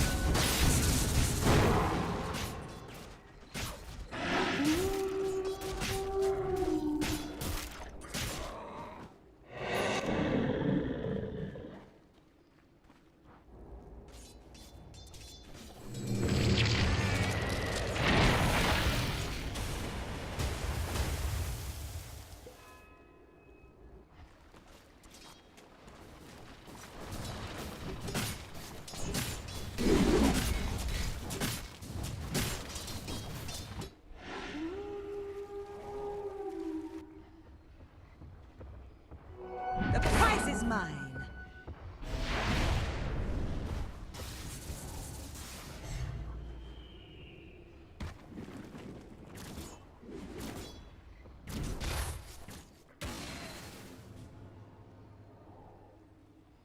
I've been watching.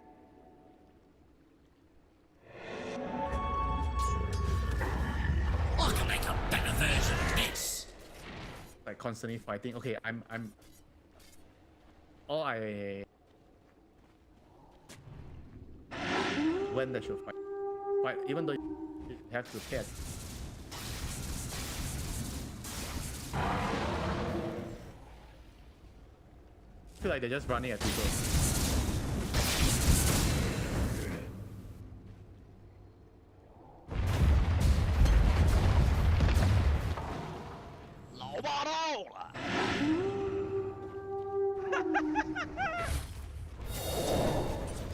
Oh, Look, Dire's fortified, I see.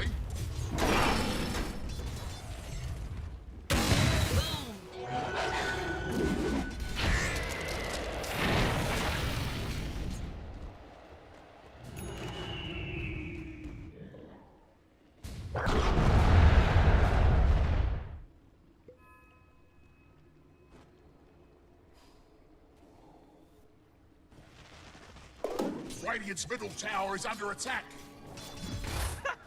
Vanish.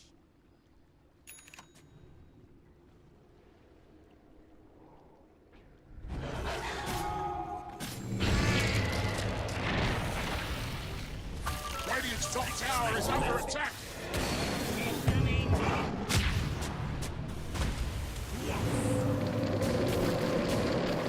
Dire's bottom tower is taking a beating.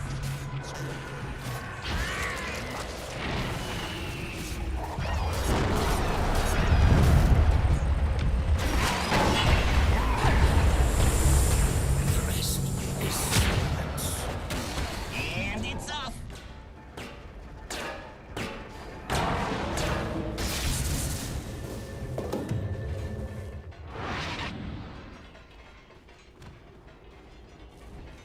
Bounty.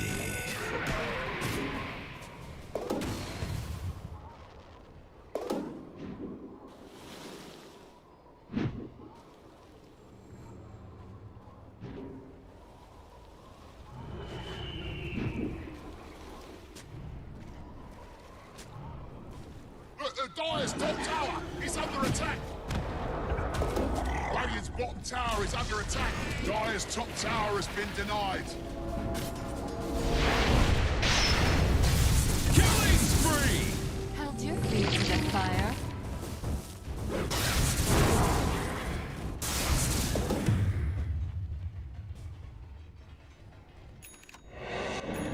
Radiant's bottom tower is under attack.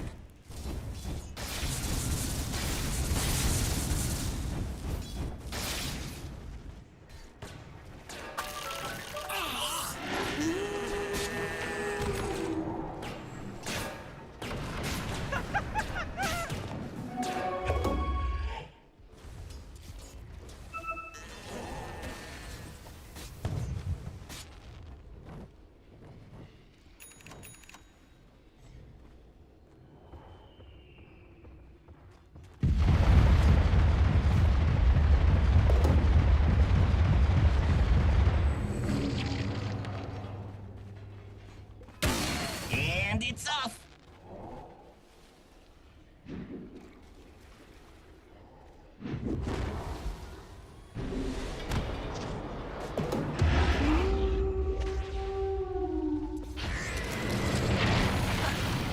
Perfect.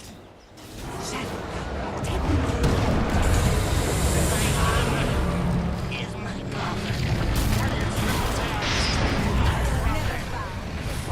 Double kill! It is no dishonor.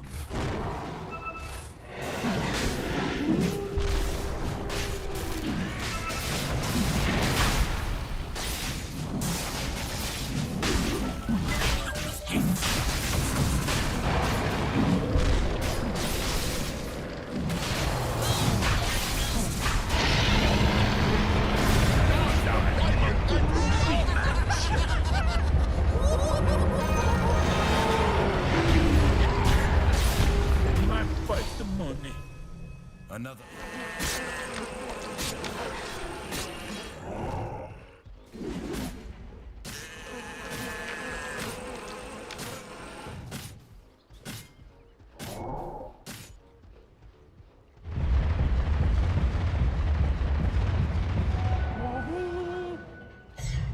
Money to burn.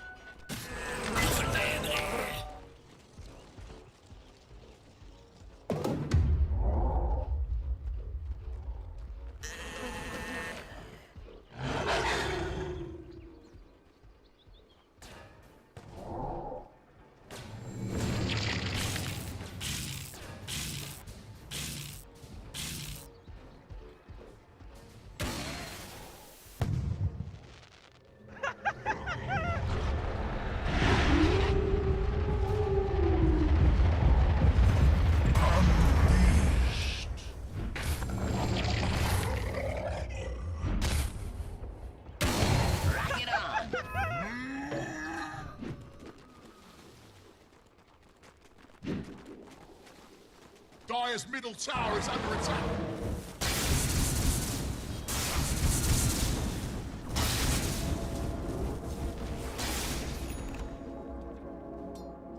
Radiant's bottom tower is under attack. Turn me over. I'm done.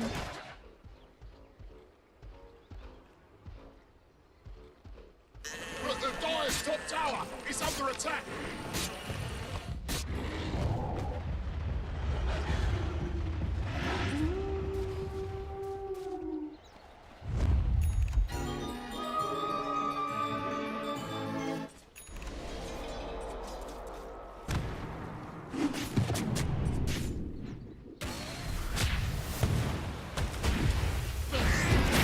Dire's middle tower is under attack. Your path finished life. Dire's middle tower is under attack.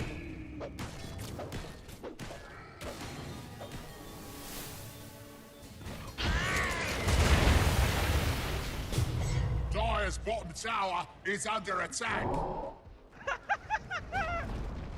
Dire's bottom tower has fallen.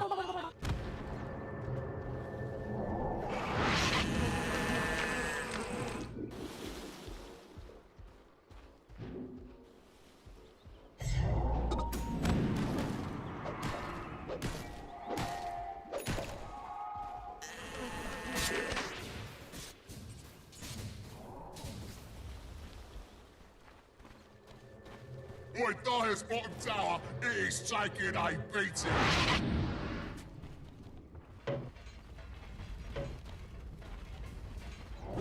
Dire's bottom tower is under attack.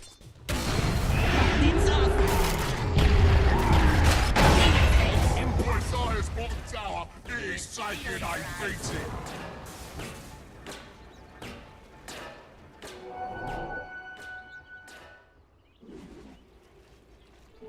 Illusion.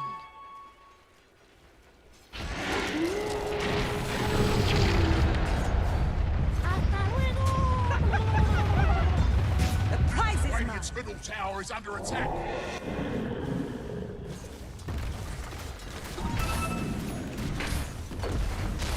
Radiant's middle tower is taking a drubbing. Radiant forts have been fortified.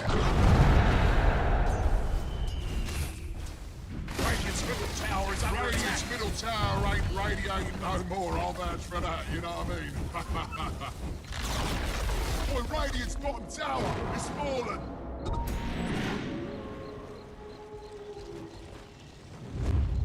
Shadows take us. My neighbors live on.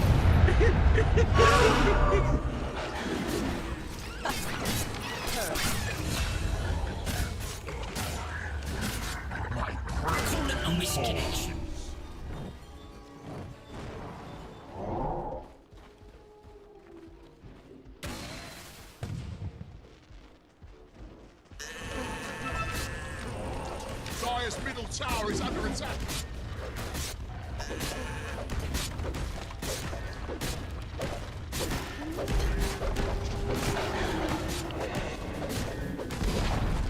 Dire's middle tower has fallen.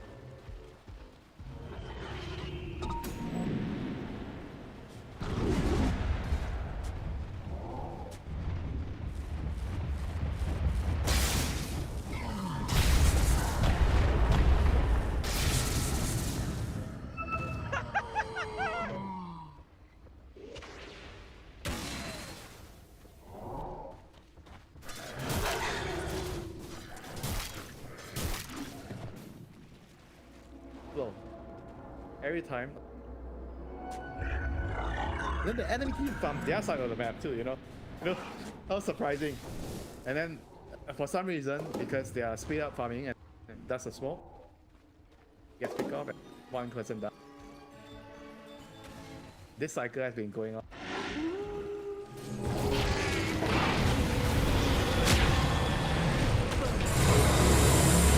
Olina. Oh, the force up!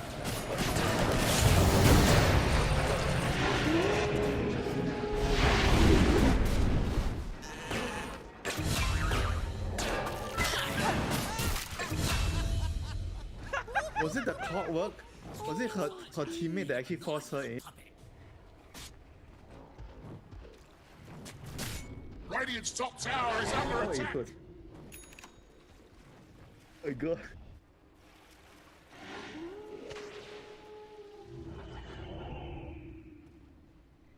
Maybe the Lina could have still fought, you know, if...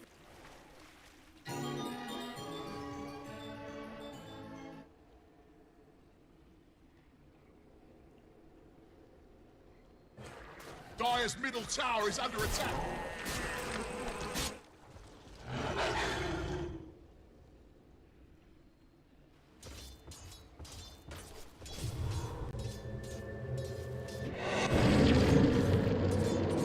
Dire's bottom tower is under attack. Oh, nice shot. Pathetic.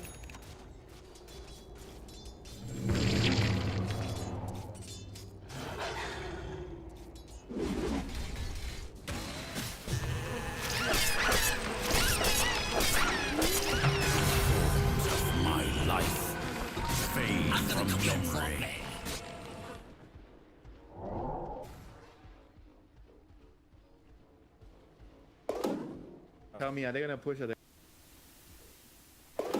Okay, no crit wave, right? Dire's top tower Crit wave is at top. under attack. He was dead. Why they're not trying to...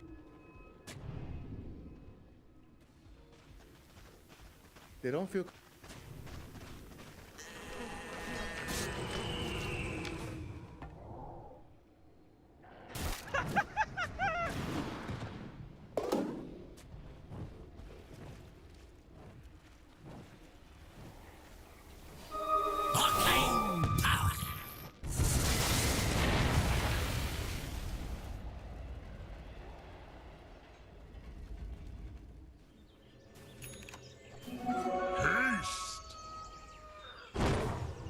Shadows.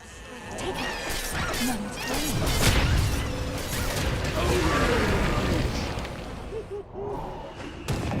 the prize is...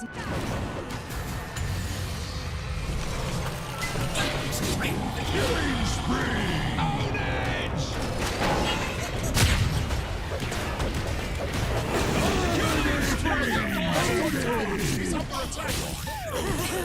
Land.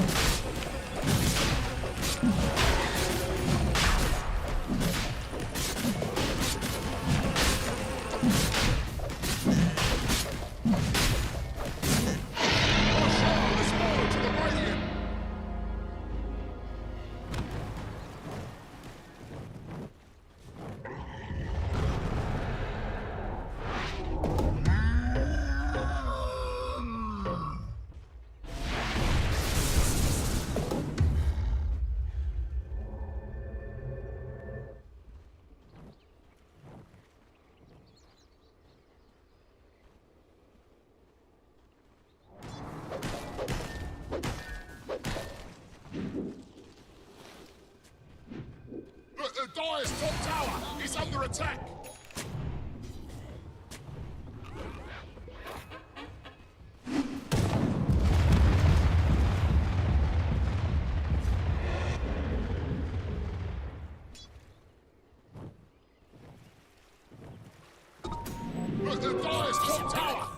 attack!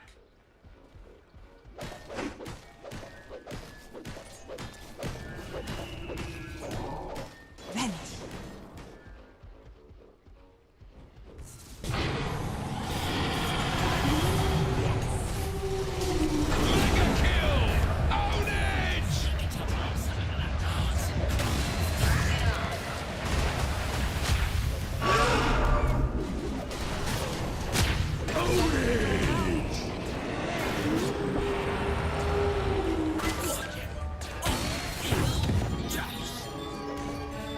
The Dire's top tower is under attack! Dire's structures are fortified! Boy, Dire's bottom tower is taking a beating!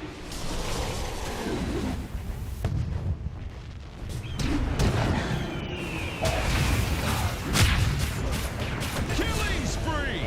On edge!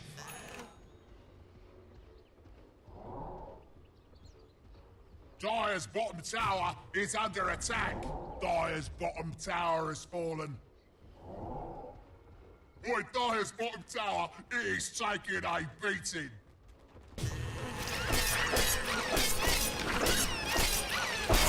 Dire's bottom tower is under attack!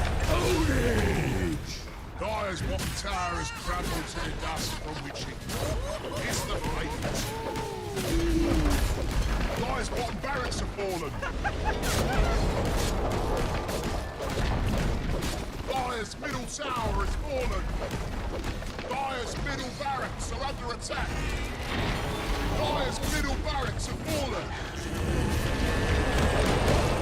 But the Dire's top tower is under attack! Dire's fortified, I see! You think you can kill me?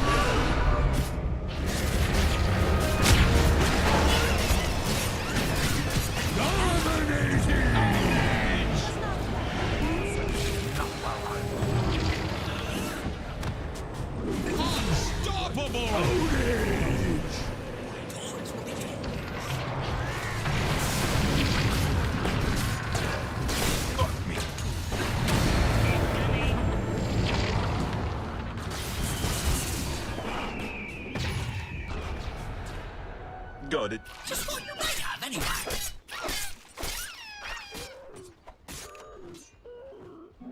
Tally ho!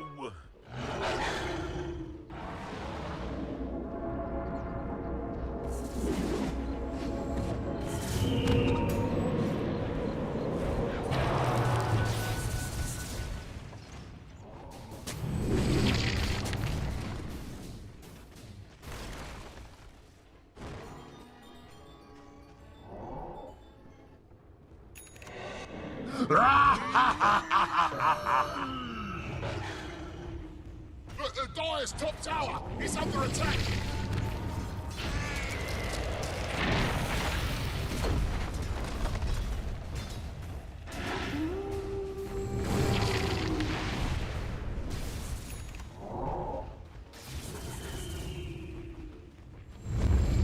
But the Dire's top tower is under attack! Dire's top tower's just died. Sadly. I heard that tower had kids.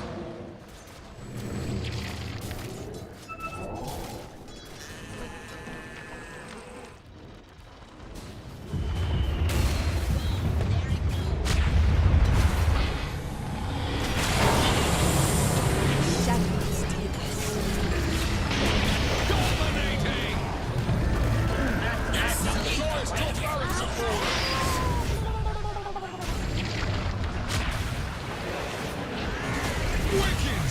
Radiant victory!